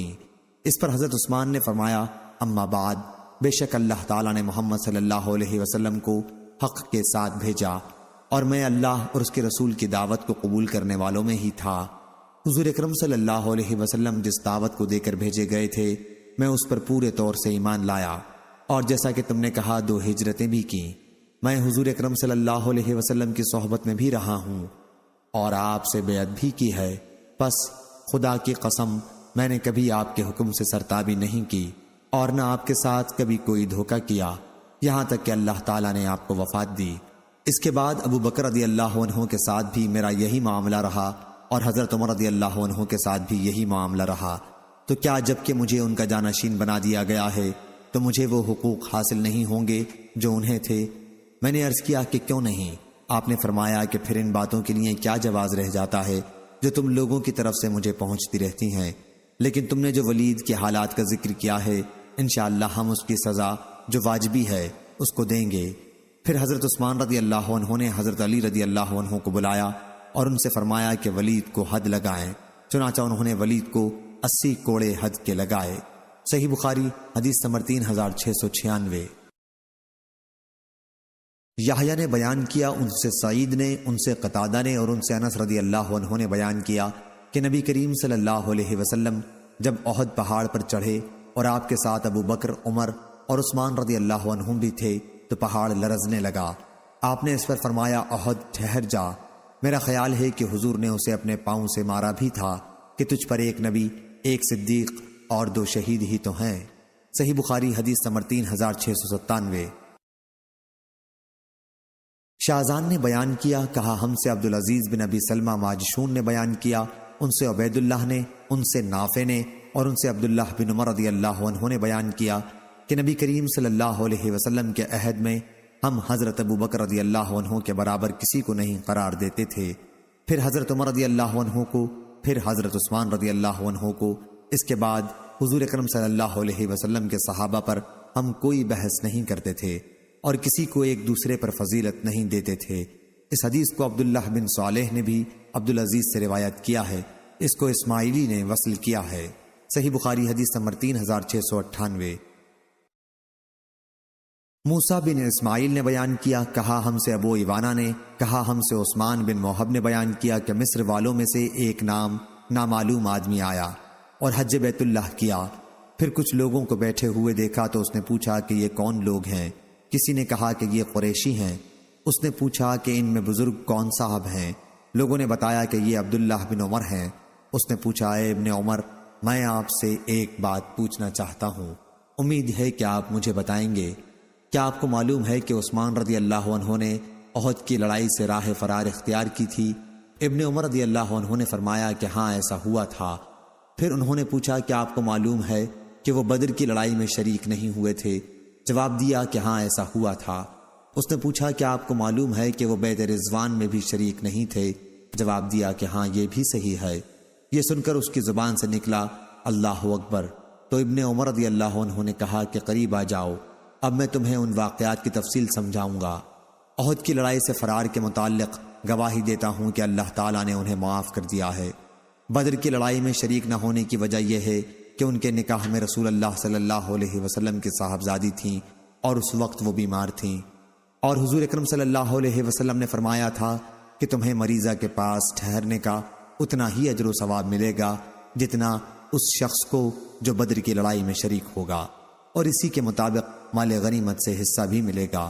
اور بیعت رضوان میں شریک نہ ہونے کی وجہ یہ ہے کہ اس موقع پر وادی مکہ میں کوئی شخص مسلمانوں میں سے عثمان رضی اللہ عنہ سے زیادہ عزت والا اور بااثر ہوتا تو حضور اکرم صلی اللہ علیہ وسلم اسی کو ان کی جگہ وہاں بھیجتے۔ یہی وجہ ہوئی تھی کہ حضرت صلی اللہ علیہ وسلم نے انہیں قریش سے باتیں کرنے کے لیے مکہ بھیج دیا تھا، اور جب بیعت رضوان ہو رہی تھی تو عثمان رضی اللہ عنہ مکہ جا چکے تھے۔ اس موقع پر حضور اکرم صلی اللہ علیہ وسلم نے اپنے داہنے ہاتھ کو اٹھا کر فرمایا تھا کہ یہ عثمان کا ہاتھ ہے، اور پھر اسے اپنے دوسرے ہاتھ پر ہاتھ رکھ کر فرمایا تھا کہ یہ بیعت عثمان کی طرف سے ہے۔ اس کے بعد ابن عمر رضی اللہ عنہ نے سوال کرنے والے شخص سے فرمایا کہ جا ان باتوں کو ہمیشہ یاد رکھنا۔ صحیح بخاری حدیث نمبر 3699۔ ابو ایوانہ نے بیان کیا، ان سے حسین نے، ان سے عمر بن میمون نے بیان کیا کہ میں نے حضرت عمر بن خطاب رضی اللہ عنہ کو زخمی ہونے سے چند دن پہلے مدینے میں دیکھا کہ وہ حذیفہ بن یمان اور عثمان بن حنیف رضی اللہ عنہ کے ساتھ کھڑے تھے، اور ان سے یہ فرما رہے تھے کہ عراق کی اراضی کے لیے جس کا انتظام خلافت کی جانب سے ان کے سپرد کیا گیا تھا، تم لوگوں نے کیا کیا ہے؟ کیا تم لوگوں کو یہ اندیشہ تو نہیں ہے کہ تم نے زمین کا اتنا محصول لگا دیا ہے جس کی گنجائش نہ ہو؟ ان لوگوں نے جواب دیا کہ ہم نے ان پر خراج کا اتنا ہی بار ڈالا ہے جسے ادا کرنے کی زمین میں طاقت ہے، اس میں کوئی زیادتی نہیں کی گئی ہے۔ عمر رضی اللہ عنہ نے فرمایا کہ دیکھو پھر سمجھ لو کہ تم نے ایسی جمع تو نہیں لگائی جو زمین کی طاقت سے باہر ہو۔ راوی نے بیان کیا کہ ان دونوں نے کہا کہ ایسا نہیں ہونے پائے گا۔ اس کے بعد عمر رضی اللہ عنہ نے فرمایا کہ اگر اللہ تعالیٰ نے مجھے زندہ رکھا تو میں عراق کی بیوہ عورتوں کے لیے اتنا کر دوں گا کہ پھر میرے بعد کسی کی محتاجی نہیں رہے گی۔ راوی عمر بن میمون نے بیان کیا کہ ابھی اس گفتگو پر چوتھا دن ہی آیا تھا کہ عمر رضی اللہ عنہ زخمی کر دیے گئے۔ عمر بن میمون نے بیان کیا کہ جس صبح کو آپ زخمی کیے گئے میں فجر کی نماز کے انتظار میں صف کے اندر کھڑا تھا، اور میرے اور ان کے درمیان عبداللہ بن عباس رضی اللہ عنہما کے سوا اور کوئی نہ تھا۔ حضرت عمر کی عادت تھی کہ جب صف سے گزرتے تو فرماتے جاتے کہ صفیں سیدھی کر لو، اور جب دیکھتے کہ صفوں میں کوئی خلل نہیں رہ گیا ہے تب آگے مصلی پر بڑھتے اور تکبیر کہتے۔ آپ فجر کی نماز کی پہلی رکعت میں عموماً سورہ یوسف یا سورہ نحل یا اتنی ہی طویل کوئی سورت پڑھتے، یہاں تک کہ لوگ جمع ہو جاتے۔ اس دن ابھی آپ نے تکبیر ہی کہی تھی کہ میں نے سنا کہ مجھے قتل کر دیا یا کتے نے کاٹ دیا۔ ابو لؤلؤ نے آپ کو زخمی کر دیا تھا۔ اس کے بعد وہ بدبخت اپنا 2 دھاری خنجر لیے دوڑنے لگا، اور دائیں اور بائیں جدھر بھی پھرتا تو لوگوں کو زخمی کرتا جاتا۔ اس طرح اس نے 13 آدمیوں کو زخمی کر دیا، جن میں سے 7 حضرات نے شہادت پائی۔ مسلمانوں میں سے ایک صاحب حیطان نامی نے یہ صورتحال دیکھی تو انہوں نے اس پر اپنی چادر ڈال دی۔ اس بدبخت کو جب یقین ہو گیا کہ اب پکڑ لیا جائے گا تو اس نے خود اپنا بھی گلا کاٹ لیا۔ پھر عمر رضی اللہ عنہ نے عبد الرحمن بن عوف رضی اللہ عنہ کا ہاتھ پکڑ کر انہیں آگے بڑھا دیا۔ عمر بن میمون نے بیان کیا کہ جو لوگ عمر رضی اللہ عنہ کے قریب تھے انہوں نے بھی وہ صورتحال دیکھی جو میں دیکھ رہا تھا، لیکن جو لوگ مسجد کے کنارے پر تھے پیچھے کی صفوں میں تو انہیں کچھ معلوم نہیں ہو سکا۔ البتہ چونکہ عمر رضی اللہ عنہ کی قرات نماز میں انہوں نے نہیں سنی تو سبحان اللہ کہتے رہے۔ آخر حضرت عبد الرحمن بن عوف رضی اللہ عنہ نے لوگوں کو بہت ہلکی نماز پڑھائی۔ پھر جب لوگ واپس ہونے لگے تو عمر رضی اللہ عنہ نے فرمایا، ابن عباس دیکھو مجھے کس نے زخمی کیا ہے۔ ابن عباس رضی اللہ عنہ نے تھوڑی دیر گھوم پھر کر دیکھا اور آ کر فرمایا کہ مغیرہ رضی اللہ عنہ کے غلام ابو لؤلؤ نے آپ کو زخمی کیا ہے۔ عمر رضی اللہ عنہ نے دریافت فرمایا، وہی جو کاریگر ہے؟ جواب دیا کہ جی ہاں۔ اس پر عمر رضی اللہ عنہ نے فرمایا، خدا اسے برباد کرے، میں نے تو اسے اچھی بات کہی تھی جس کا اس نے یہ بدلہ دیا۔ اللہ تعالیٰ کا شکر ہے کہ اس نے میری موت کسی ایسے شخص کے ہاتھوں نہیں مقدر کی جو اسلام کا مدعی ہو۔ تم اور تمہارے والد عباس رضی اللہ عنہ اس کے بہت ہی خواہش مند تھے۔ کہ اعجمی غلام مدینے میں زیادہ سے زیادہ لائے جائیں، یوں بھی ان کے پاس غلام بہت تھے۔ اس پر ابن عباس رضی اللہ عنہ نے عرض کیا، اگر آپ فرمائیں تو ہم بھی کر گزریں۔ مقصد یہ تھا کہ اگر آپ چاہیں تو ہم مدینے میں مقیم اعجمی غلاموں کو قتل کر ڈالیں۔ عمر رضی اللہ عنہ نے فرمایا، یہ انتہائی غلط فکر ہے، خصوصاً جب کہ تمہاری زبان میں وہ گفتگو کرتے ہیں، تمہارے قبلے کی طرف رخ کر کے نماز ادا کرتے ہیں اور تمہاری طرح حج کرتے ہیں۔ پھر حضرت عمر رضی اللہ عنہ کو ان کے گھر اٹھا کر لایا گیا اور ہم آپ کے ساتھ ساتھ آئے۔ ایسا معلوم ہوتا تھا جیسے لوگوں پر کبھی اس سے پہلے اتنی بڑی مصیبت آئی ہی نہیں تھی۔ بعض تو یہ کہتے تھے کہ کچھ نہیں ہوگا، اچھے ہو جائیں گے، اور بعض کہتے تھے کہ آپ کی زندگی خطرے میں ہے۔ اس کے بعد کھجور کا پانی لایا گیا اور آپ نے اسے پیا تو وہ آپ کے پیٹ سے باہر نکل آیا۔ پھر دودھ لایا گیا، اسے بھی جوں ہی آپ نے پیا زخم کے راستے وہ بھی باہر نکل آیا۔ اب لوگوں کو یقین ہو گیا کہ آپ کی شہادت یقینی ہے۔ پھر ہم اندر آ گئے اور لوگ آپ کی تعریف بیان کرنے لگے۔ اتنے میں ایک نوجوان اندر آیا اور کہنے لگا، یا امیر المومنین، آپ کو خوشخبری ہو، اللہ تعالیٰ کی طرف سے آپ نے رسول اللہ صلی اللہ علیہ وسلم کی صحبت اٹھائی، ابتدا میں اسلام لانے کا شرف حاصل کیا جو آپ کو معلوم ہے، پھر آپ خلیفہ بنائے گئے اور آپ نے پورے انصاف سے حکومت کی، پھر شہادت پائی۔ عمر رضی اللہ عنہ نے فرمایا، میں تو اس پر بھی خوش تھا کہ ان باتوں کی وجہ سے برابر نہ ثواب ہوتا اور نہ عذاب۔ جب وہ نوجوان جانے لگا تو اس کا تہبند ازار لٹک رہا تھا۔ عمر رضی اللہ عنہ نے فرمایا، اس لڑکے کو میرے پاس واپس بلا لاؤ۔ جب وہ آئے تو آپ نے فرمایا، میرے بھتیجے، یہ اپنا کپڑا اوپر اٹھائے رکھو کہ اس سے تمہارا کپڑا بھی زیادہ دنوں چلے گا اور تمہارے رب سے تقوی کا باعث بھی ہے۔ اے عبداللہ بن عمر، دیکھو مجھ پر کتنا قرض ہے۔ جب لوگوں نے آپ پر قرض کا شمار کیا تو تقریباً 86,000 نکلا۔ عمر رضی اللہ عنہ نے اس پر فرمایا کہ اگر یہ قرض آل عمر کے مال سے ادا ہو سکے تو انہی کے مال سے اس کو ادا کرنا، ورنہ پھر بنی عدی بن کعب سے کہنا۔ اگر ان کے مال کے بعد بھی ادائیگی نہ ہو سکے تو قریش سے کہنا، ان کے سوا کسی سے امداد نہ طلب کرنا اور میری طرف سے اس قرض کو ادا کر دینا۔ اچھا، اب ام المومنین حضرت عائشہ رضی اللہ عنہا کے یہاں جاؤ اور ان سے عرض کرو کہ عمر نے آپ کی خدمت میں سلام عرض کیا ہے۔ امیر المومنین میرے نام کے ساتھ نہ کہنا، کیونکہ اب میں مسلمانوں کا امیر نہیں رہا ہوں۔ تو ان سے عرض کرنا کہ عمر بن خطاب نے آپ سے اپنے دونوں ساتھیوں کے ساتھ دفن ہونے کی اجازت چاہی ہے۔ عبداللہ بن عمر رضی اللہ عنہ نے عائشہ رضی اللہ عنہا کی خدمت میں حاضر ہو کر سلام کیا اور اجازت لے کر اندر داخل ہوئے۔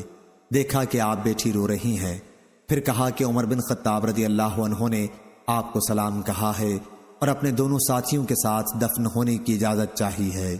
عائشہ رضی اللہ عنہا نے کہا، میں نے اس جگہ کو اپنے لیے منتخب کر رکھا تھا، لیکن آج میں انہیں اپنے پر ترجیح دوں گی۔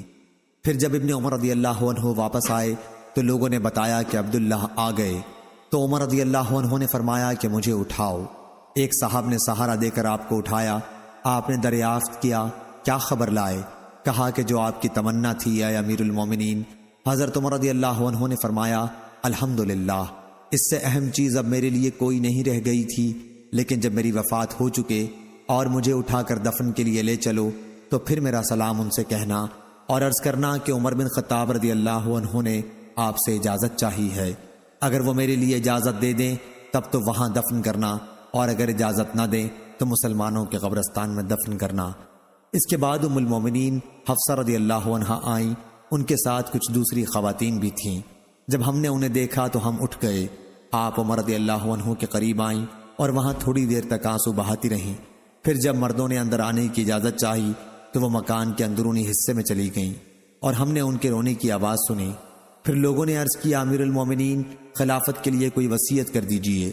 فرمایا کہ خلافت کا میں ان حضرات سے زیادہ اور کسی کو مستحق نہیں پاتا کہ رسول اللہ صلی اللہ علیہ وسلم اپنی وفات تک جن سے راضی اور خوش تھے۔ پھر آپ نے علی، عثمان، زبیر، طلحہ، سعد اور عبد الرحمن بن عوف کا نام لیا، اور یہ بھی فرمایا کہ عبداللہ بن عمر کو بھی صرف مشورے کی حد تک شریک رکھنا، لیکن خلافت سے انہیں کوئی سروکار نہیں رہے گا، جیسے آپ نے ابن عمر رضی اللہ عنہ کی تسکین کے لیے یہ فرمایا ہو۔ پھر اگر خلافت سعد کو مل جائے تو وہ اس کے اہل ہیں، اور اگر وہ نہ ہو سکے تو جو شخص بھی خلیفہ ہو وہ اپنے زمانے خلافت میں ان کا تعاون حاصل کرتا رہے، کیونکہ میں نے ان کو کوفہ کی گورنری سے نا اہلی یا کسی خیانت کی وجہ سے معزول نہیں کیا ہے۔ اور عمر رضی اللہ عنہ نے فرمایا، میں اپنے بعد ہونے والے خلیفہ کو مہاجرین اولین کے بارے میں وصیت کرتا ہوں کہ وہ ان کے حقوق پہچانے اور ان کے احترام کو ملحوظ رکھے، اور میں اپنے بعد ہونے والے خلیفہ کو وصیت کرتا ہوں کہ وہ انصار کے ساتھ بہتر معاملہ کرے جو دار الہجرت اور دار الایمان مدینہ منورہ میں رسول اللہ صلی اللہ علیہ وسلم کی تشریف آوری سے پہلے سے مقیم ہیں۔ خلیفہ کو چاہیے کہ وہ ان کے نیکوں کو نوازے اور ان کے بروں کو معاف کر دیا کرے، اور میں ہونے والے خلیفہ کو وصیت کرتا ہوں کہ شہری آبادی کے ساتھ بھی اچھا معاملہ رکھے کہ یہ لوگ اسلام کی مدد، مال جمع کرنے کا ذریعہ اور اسلام کے دشمنوں کے لیے ایک مصیبت ہے، اور یہ کہ ان سے وہی وصول کیا جائے جو ان کے پاس فاضل ہو اور ان کی خوشی سے لیا جائے، اور میں ہونے والے خلیفہ کو بدویوں کے ساتھ بھی اچھا معاملہ کرنے کی وصیت کرتا ہوں کہ وہ اصل عرب ہیں اور اسلام کی جڑ ہیں، اور یہ کہ ان سے ان کا بچا کھچا مال وصول کیا جائے اور انہی کے محتاجوں میں تقسیم کر دیا جائے، اور میں ہونے والے خلیفہ کو اللہ اور اس کے رسول کے عہد کی نگہداشت کی جو اسلامی حکومت کے تحت غیر مسلموں سے کیا ہے وصیت کرتا ہوں کہ ان سے کیے گئے عہد کو پورا کیا جائے، ان کی حفاظت کے لیے جنگ کی جائے اور ان کی حیثیت سے زیادہ ان پر بوجھ نہ ڈالا جائے۔ جب عمر رضی اللہ عنہ کی وفات ہو گئی تو ہم وہاں سے ان کو لے کر عائشہ رضی اللہ عنہ کے حجرے کی طرف آئے۔ عبداللہ بن عمر رضی اللہ عنہ نے سلام کیا اور عرض کیا کہ عمر بن خطاب رضی اللہ عنہ نے اجازت چاہی ہے۔ ام المومنین نے کہا انہیں یہیں دفن کیا جائے، چنانچہ وہ وہیں دفن ہوئے۔ پھر جب لوگ دفن سے فارغ ہو چکے تو وہ جماعت جن کے نام عمر رضی اللہ عنہ نے وفات سے پہلے بتائے تھے جمع ہوئی۔ عبد الرحمن بن عوف نے کہا تمہیں اپنا معاملہ اپنے ہی میں سے 3 آدمیوں کے سپرد کر دینا چاہیے۔ اس پر زبیر رضی اللہ عنہ نے کہا کہ میں نے اپنا معاملہ علی رضی اللہ عنہ کے سپرد کیا۔ طلحہ رضی اللہ عنہ نے کہا کہ میں اپنا معاملہ عثمان رضی اللہ عنہ کے سپرد کرتا ہوں، اور سعد بن ابی وقاص رضی اللہ عنہ نے کہا میں نے اپنا معاملہ عبد الرحمن بن عوف رضی اللہ عنہ کے سپرد کیا۔ اس کے بعد عبد الرحمن بن عوف رضی اللہ عنہ نے عثمان اور علی رضی اللہ عنہما کو مخاطب کر کے کہا کہ آپ دونوں حضرات میں سے جو بھی خلافت سے اپنی برات ظاہر کرے ہم اسی کو خلافت دیں گے، اور اللہ اس کا نگران و نگہبان ہوگا، اور اسلام کے حقوق کی ذمہ داری اس پر لازم ہوگی۔ ہر شخص کو غور کرنا چاہیے کہ اس کے خیال میں کون افضل ہے۔ اس پر یہ دونوں حضرات خاموش ہو گئے تو عبد الرحمن بن عوف نے کہا کیا آپ حضرات اس انتخاب کی ذمہ داری مجھ پر ڈالتے ہیں؟ خدا کی قسم کہ میں آپ حضرات میں سے اسی کو منتخب کروں گا جو سب میں افضل ہوگا۔ ان دونوں حضرات نے کہا کہ جی ہاں۔ پھر آپ نے ان دونوں میں سے ایک کا ہاتھ پکڑا اور فرمایا کہ آپ کی قرابت رسول اللہ صلی اللہ علیہ وسلم سے ہے، اور ابتدا میں اسلام لانے کا شرف بھی، جیسا کہ آپ کو خود ہی معلوم ہے۔ پس اللہ آپ کا نگران ہے کہ اگر میں آپ کو خلیفہ بنا دوں تو کیا آپ عدل و انصاف سے کام لیں گے، اور اگر عثمان رضی اللہ عنہ کو خلیفہ بنا دوں تو کیا آپ ان کے احکام کو سنیں گے اور ان کی اطاعت کریں گے؟ اس کے بعد دوسرے صاحب کو تنہائی میں لے گئے اور ان سے بھی یہی کہا، اور جب ان سے وعدہ لے لیا تو فرمایا اے عثمان اپنا ہاتھ بڑھائیے۔ چنانچہ انہوں نے ان سے بیعت کی اور علی رضی اللہ عنہ نے بھی ان سے بیعت کی۔ پھر اہل مدینہ آئے اور سب نے بیعت کی۔ صحیح بخاری حدیث نمبر 3700۔